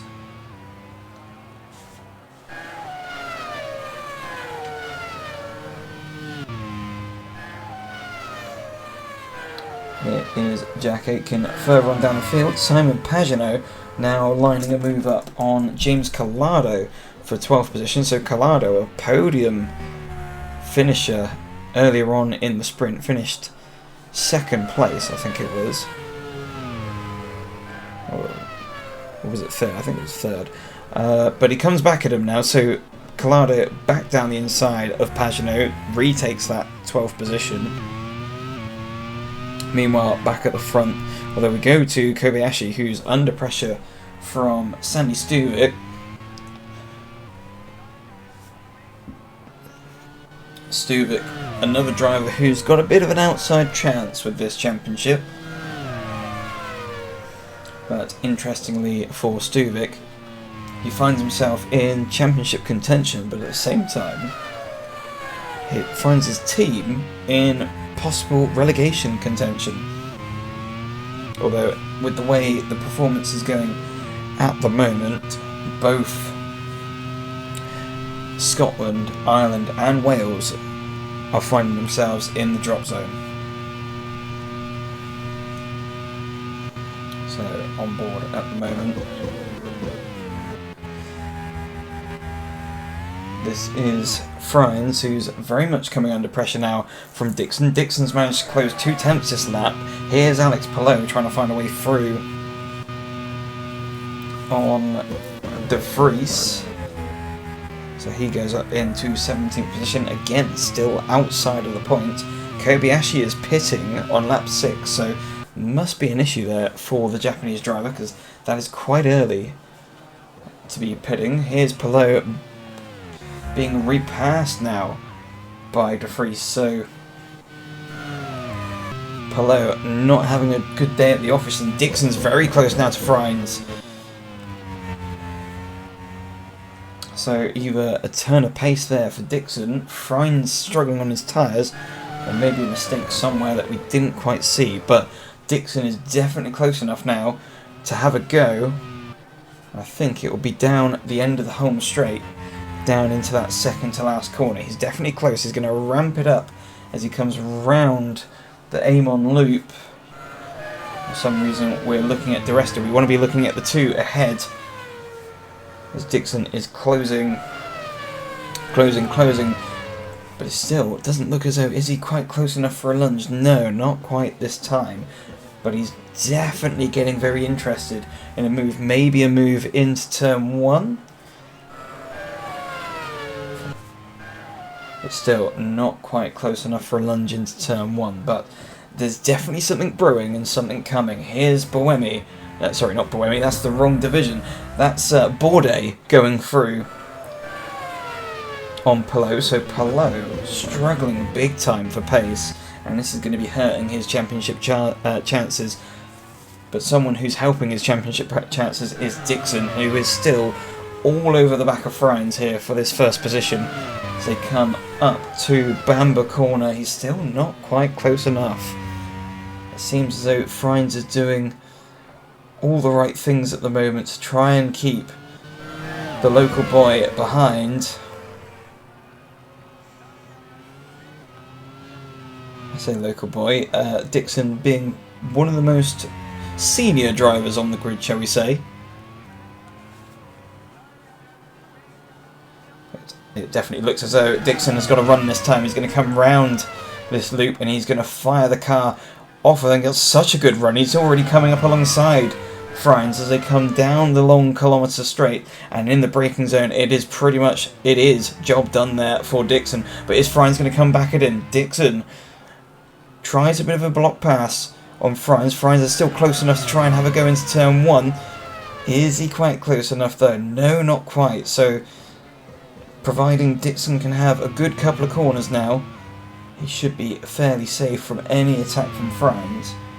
Now, what has DeResta got in store? I mean, by the fact that Dixon spent quite a few laps behind Friends and DeResta didn't really close, if anything, DeResta is now under pressure from Van Gisbergen, who is around half a second behind the Scotsman.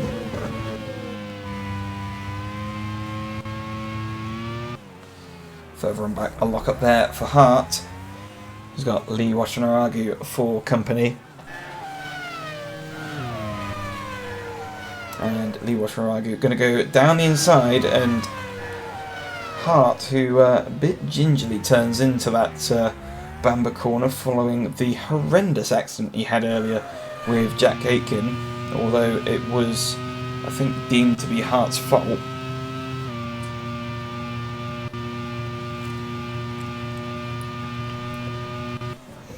Here's Youngadair with a massive lock up there. That's allowed Doon and Heidfeld to catch up onto the back of him. Dunn, trying to go for the move that we saw a few times in Div 2 that didn't work, and that has proven not to work here, and that's put Heidfeld all over the back of him now as they come into the penultimate corner. So that's 22nd position there for Heidfeld. Although, given some of the performances he had on his debut, I wouldn't have thought Heidfeld would have found himself thinking he would be scrapping for 22nd position with Dunn at the back of the field, and Dunn goes back through on Heidfeld. So, frustrating times for Team Germany. And this is DeResta, who is actually catching Friends here, so Friends is catching. DeResta has got Van Gisbergen not too far behind. 6 tenths is the gap between DeResta and Van Gisbergen. And Friends just over a second ahead of DeResta, but DeResta is definitely closing on Friends for position. Dixon has pretty much just cleared off. He's nearly 2 seconds ahead of Friends now, so I did say Dixon needed a few good corners and he was going to be away, and he has done so.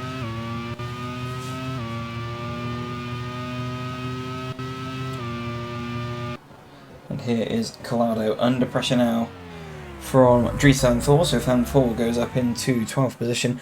Pagenaud also onto the back end of Collado, and this is pretty much the story of the race for that sort of corner, that if you find yourself mugged into the second to last corner, chances are, if there's anyone close, you're going to be mugged into turn 1. But Palou, the first of the scheduled pit stops here on lap 10.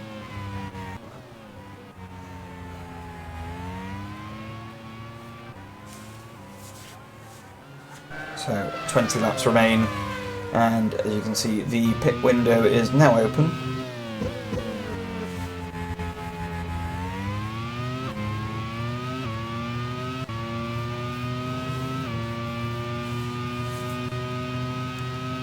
On board with Dixon with a 2.2 second advantage as they just come through the second sector to start the final sector. But Dixon can't be getting too complacent with that position, as we can see in the background. Van Gisbergen trying it on the inside of DeResta. DeResta closes the door on Van Gisbergen. That's allowed Van Dorn onto the back of Van Gisbergen, so Van Gisbergen's going to find himself under attack into turn 1 from Van Dorn, and through into 4th position goes Stoffel Van Dorn.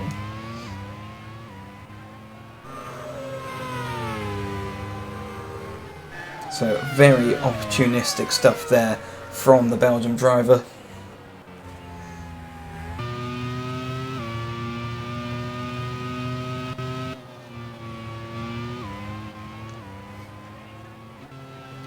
Further on back, this is Hart, who is currently ahead of Lee Wataragu in 18th position.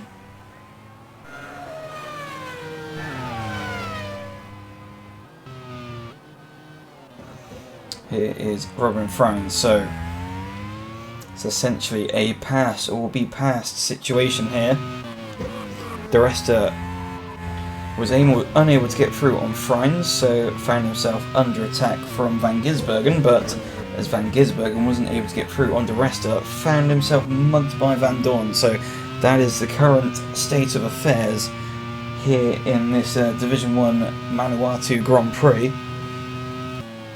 And that's Ella Lloyd going slowly. A problem there for Ella Lloyd as she comes to a slow, and I feel that is going to be a gearbox failure, judging by the way that car has come to a slow.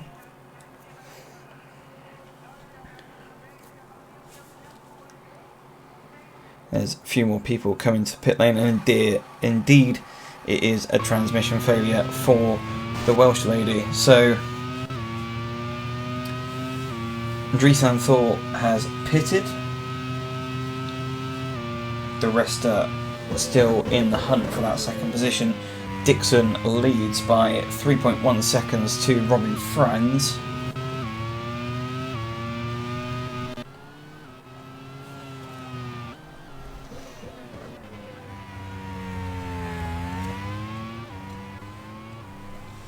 And this is looking like a typical Dixon performance, although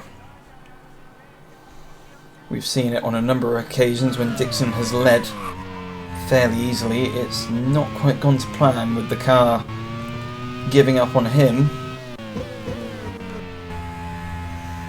Franz looking for the undercut, so at the end of lap 13, and Dixon is also pitting as well, so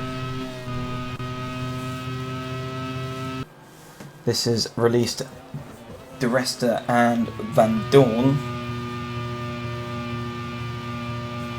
Stuvik also pits, so where will the two lead cars filter out in comparison to everyone else? Obviously what we saw in the Division 2 race is some drivers found themselves stuck in traffic, and that also hampered their progress or any chances of an undercut, and also burnt out their tyres, so those who pit later will have a bit of a tyre advantage. It's currently lap 13. I think we'll see drivers pit all the way up until around lap 16-17.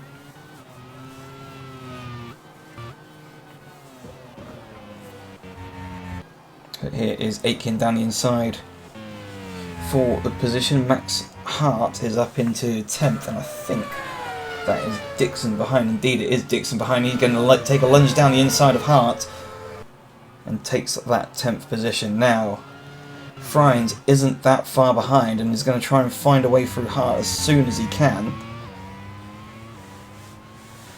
So, De Resta now pits. And Franz is going to want to find a way through on Hart as soon as possible, because he can see Dixon is just rocketing away.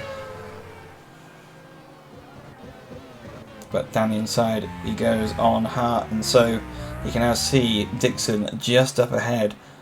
Some of the field have pitted now, so Van Dorn is now in the lead. Van Gisbergen has pitted. De Resta has pitted.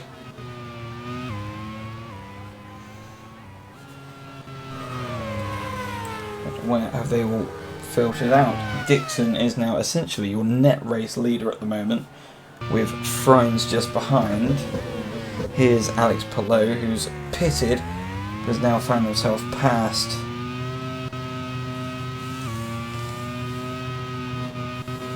And out of the pit lane, that is Collado, I think that is, rocketing out of pit lane. Ahead of Evans, so 18th position, and a clear bit of track there for the English driver. Van Dorn is now being pulled into pit lane, and this is to cover off De Resta as Yamamoto tries to find a way through.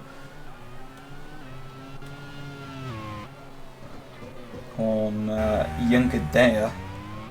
Obviously Junkadea with that disqualification hanging over his head from earlier. Van Dorn now pits from the lead. Hansen continues on, and so does Newgarden. We're waiting to see if Larson pits, and Larson does indeed pit.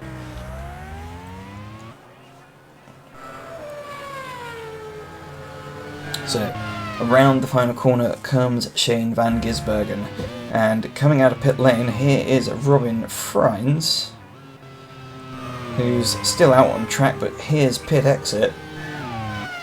Anyone close as we see Van Gisbergen, and then just behind Van Gisbergen is Van Dorn. So where did Van Dorn filter out? Filter out just ahead of the rest, just as the team wanted. So pit strategy has worked to plan, and the rest is going to be feeling pretty hard done by here.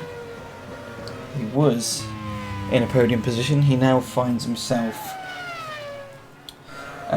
currently in 7th, although there's still 2 drivers ahead in the form of Hansen and Newgarden, who are yet to stop. But we've reached half race distance now.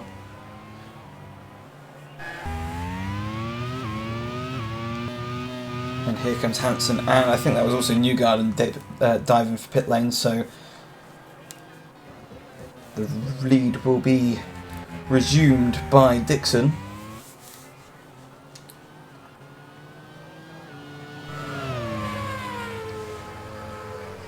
So Dixon retakes that lead. As you can see, both cars just exiting their pit boxes in the background, so it'll be interesting to see where they filter out from. They're potentially going to be outside the top 10, and indeed they are. And Dixon saying he has no brakes, so he's got a failure. My goodness, it's happened again. Reliability has struck the hometown hero once again, and it looks as though he's not going to make it to pit lane.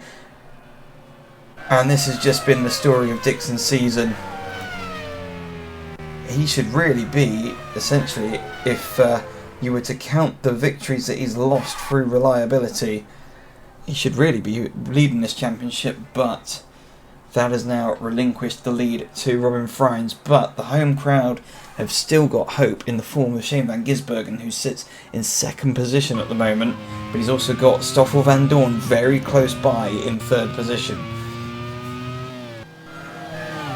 So here is Van Dorn. He's winding the car up through Amon down the straight. He's in the slipstream now of Van Gisbergen. Is he going to be close to mount a challenge as we cut to Yamamoto, who's going to be coming past Nick Heidfeld, who's yet to stop actually, is Heidfeld, so he'll be coming in at the end of this lap, I think. And indeed he does, so that's a slow moving roadblock out of the way for the rest of his competitors. In the background there is Stuvik on the inside of Newgarden, so Stuvik up into 7th position.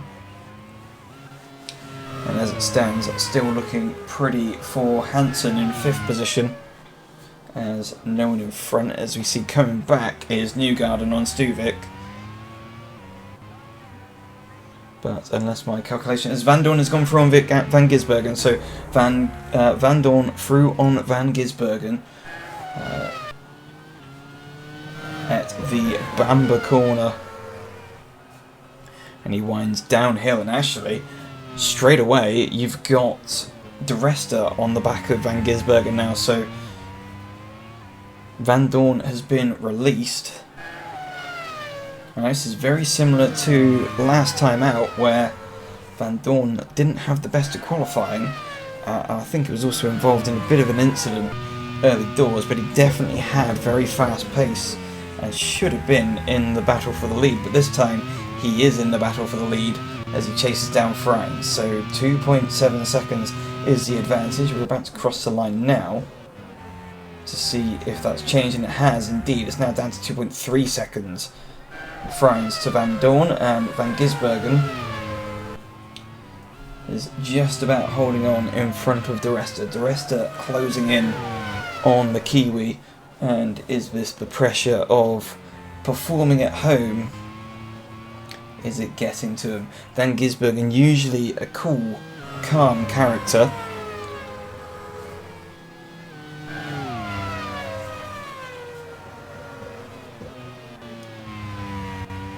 But it definitely looks as though he's struggling for pace here. And has De Resta closing in on him. It's under a second between himself and De Resta.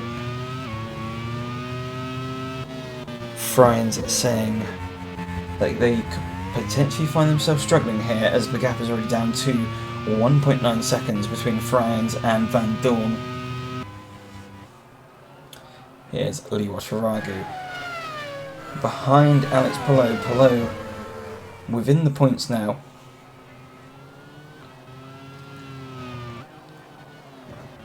But now under pressure from Lee Wataragu for that 13th position. Hart currently sits in the final points paying position, the 15th. And the gap continues to come down between Frans and Van Dorn. As we said, Van Dorn being one of the later drivers to pit, and has got a bit of a tyre offset as they come into the closing stages of this race. At the end of this lap, it will be 10 laps to go. There's Lee Wataragu down the inside of Alex Palou for 13th position. And Palou really struggling here. One of the drivers who is in the fight for the championship.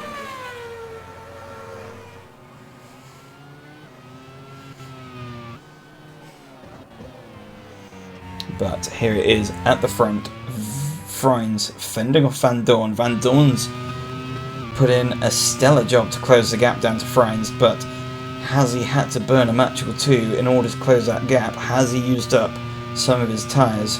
And what has he got left to fight against Frines? What has Frines got left to fight against Van Dorn? We'll soon find out as they come into the braking zone, into the second to last corner.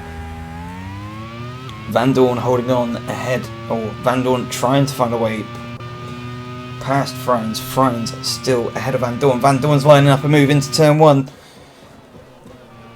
and takes the lead ahead of Frines. So brilliant job there for Stoffel Van Dorn, who takes the lead here in the Manawatu Grand Prix.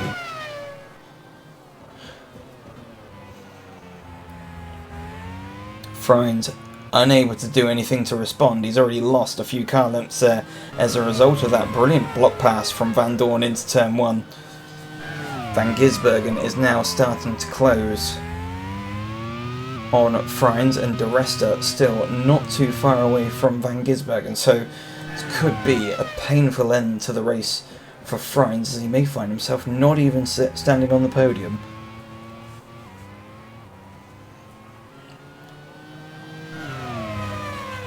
Further on back, this is Lee Wataragu, 13th position ahead of Hart, so Hart's managed to get through on Palou, and then Palou is now in a position where he is also being closed down for that 15th position. I think that's a Team Wales car I can see in the background, so that must be... I didn't quite catch who it is. I think it's a Team Wales car that I can see in the background. But Palou under threat for that final point.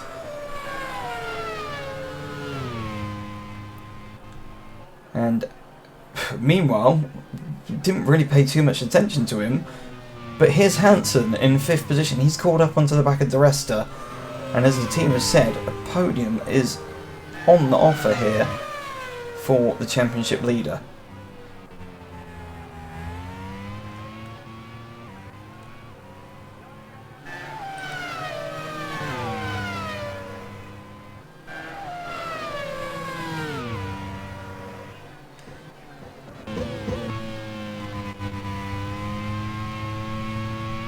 So, De Resta, another driver who thought he was on the chance for a podium. The strategy didn't quite work out. He found himself in 5th position, but he's managed to fight his way up against Van Gisbergen, but now finds Hansen in his mirrors, and it looks like a very feisty Hansen as he lines his way up around the Amon bend side by side. And it looks like easy pickings here for Hansen as they come into the braking zone. And indeed, he takes that 4th position away from De Resta. But still, in the background there, you can see Van Gisbergen has closed up massively to Freins. So Freins under pressure now from the Kiwi. Stoffel van Dorn has really rocketed away in the lead. The gap 3.7 seconds to Freins, and Freins under pressure now from Van Gisbergen, and he's got Hansen also closing as well. So Van Gisbergen is going to want to get this job done very quickly, and I'm going to sense that he's going to try and have a go here. No, he's not quite close enough. He looked as though he had a run coming up the hill, but it just wasn't quite strong enough. But he's going to want to get the job done as soon as possible so he doesn't find himself under attack from Hansen. Freins complaining he's not feeling confident on his tyres.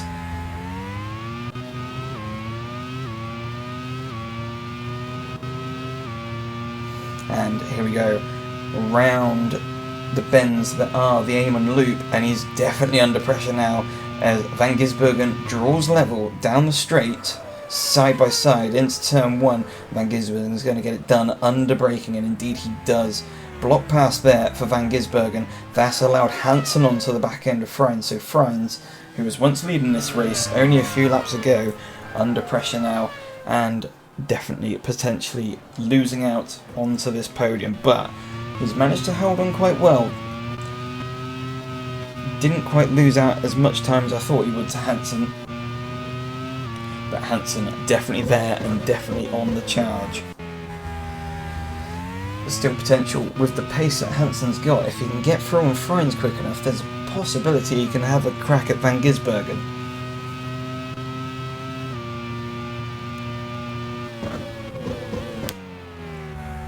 Here's Pelot outside of the points now, so whilst all that was going on at the front, it looks like it must have been a mistake there for Pelot, because he finds himself, actually it was Alex Dunn, so I was completely wrong in identifying what car it was.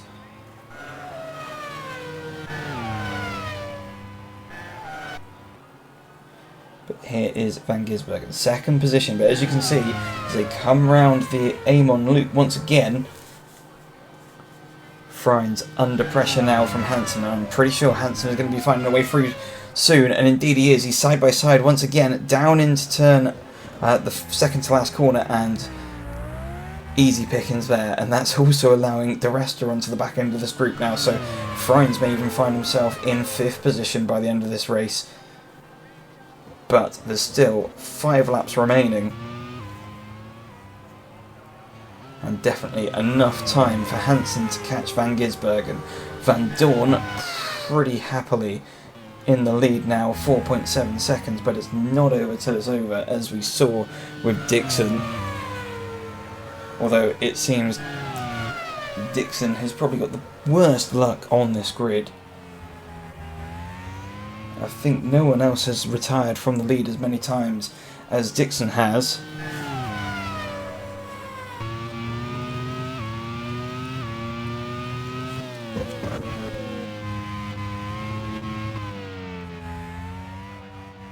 So Yamamoto, another driver who was within a chance really of the championship, although he was only really there due to his consistency really. He's currently in 7th position, but he kind of needed a few more stronger results as opposed to just finishing in the midfield consecutively or consistently.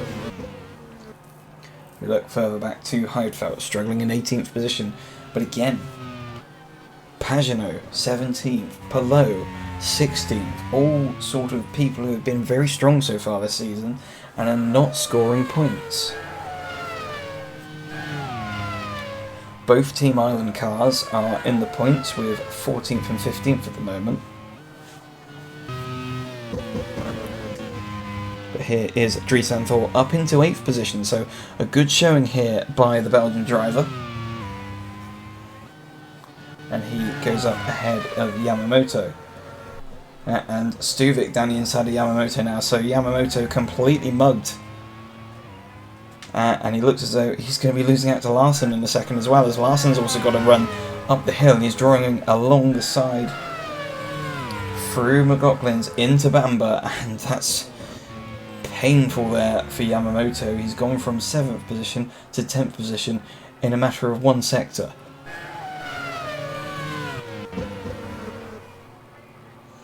Further on back, Hansen is, by my calculations, he's 1.9 seconds behind Van Gisbergen now, so gap is closing. De Resta has actually found a turn of pace. He's got through on Freins finally, so we missed out on that, and also Newgarden is joining in as well. So Freins, his painful afternoon might just get a bit more painful. He's definitely going to be reaching for the paracetamol at the end of this race. Might even need something a bit stronger, but De Resta, good turn of pace, within a second of Hansen now, so the opportunity of a podium for De Resta has not gone. Still, 4 laps remain in this Manawatu Grand Prix. Looks pretty odds-on for Van Dorn to win, barring any issues, but the battle for the top 2nd and 3rd position, not over yet. In fact, the way things are going at the moment, your top 5 could be completely different by the end of this race, going by the pace of all the others around. Freins, I think, has dropped another position, has he? No, he hasn't. So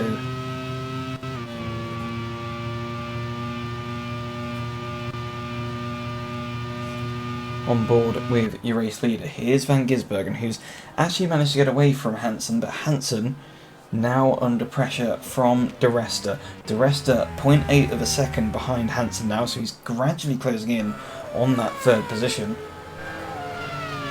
Freins continuing to drop off the back of this podium battle. He's now 1.2 seconds off the back of De Resta. Actually, he's closed a little bit actually this lap. He's now a second off the back, but 0.9 of a second off the Freins is Newgarden now, so things are starting to close up.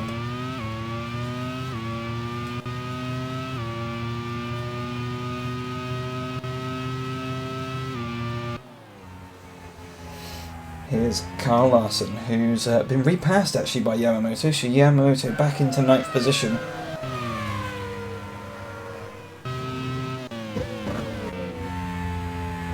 Here's Van Dorn, 6.1 seconds is the lead.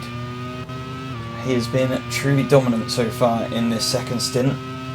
Opted to pit a little bit later than everyone else and has used that tyre advantage to pull his way through the field and just disappear off into the distance. A move there for Simon Pagenaud, I think that was, on Alex Palou, so that's 16th position for the Frenchman.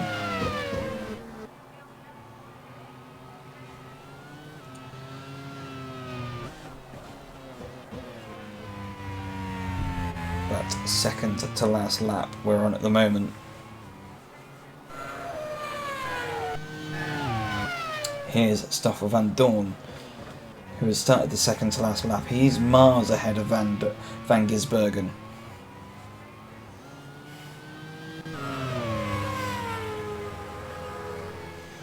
Van Dorn, who has been very close on quite a few occasions to winning, but due to other circumstances hasn't quite managed to put it all together.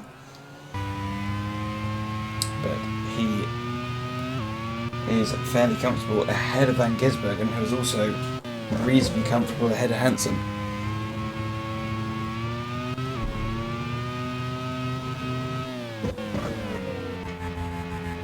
Van Gisbergen flying the flag for New Zealand here on home soil. And Hansen still under pressure from De Resta.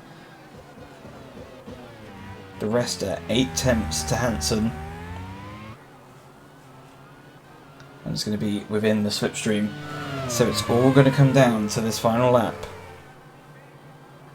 which Van Dorn has just started. So one final lap for Van Dorn, and he'll have a race win here in the Nations Cup. Here's Hansen under pressure from the rest, so the gap a second.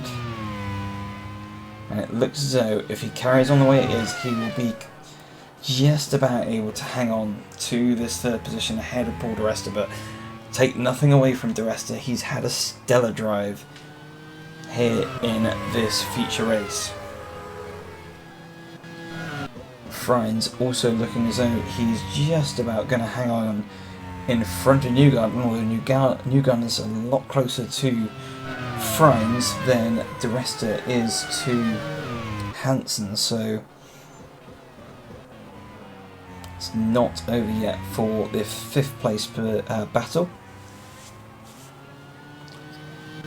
Further on down here is Pagenaud, who's trying to close in on a 15th place and a point here, but I fear he's too far away. But someone who definitely is too far away is Stoffel Van Dorn as he rounds the second to last corner.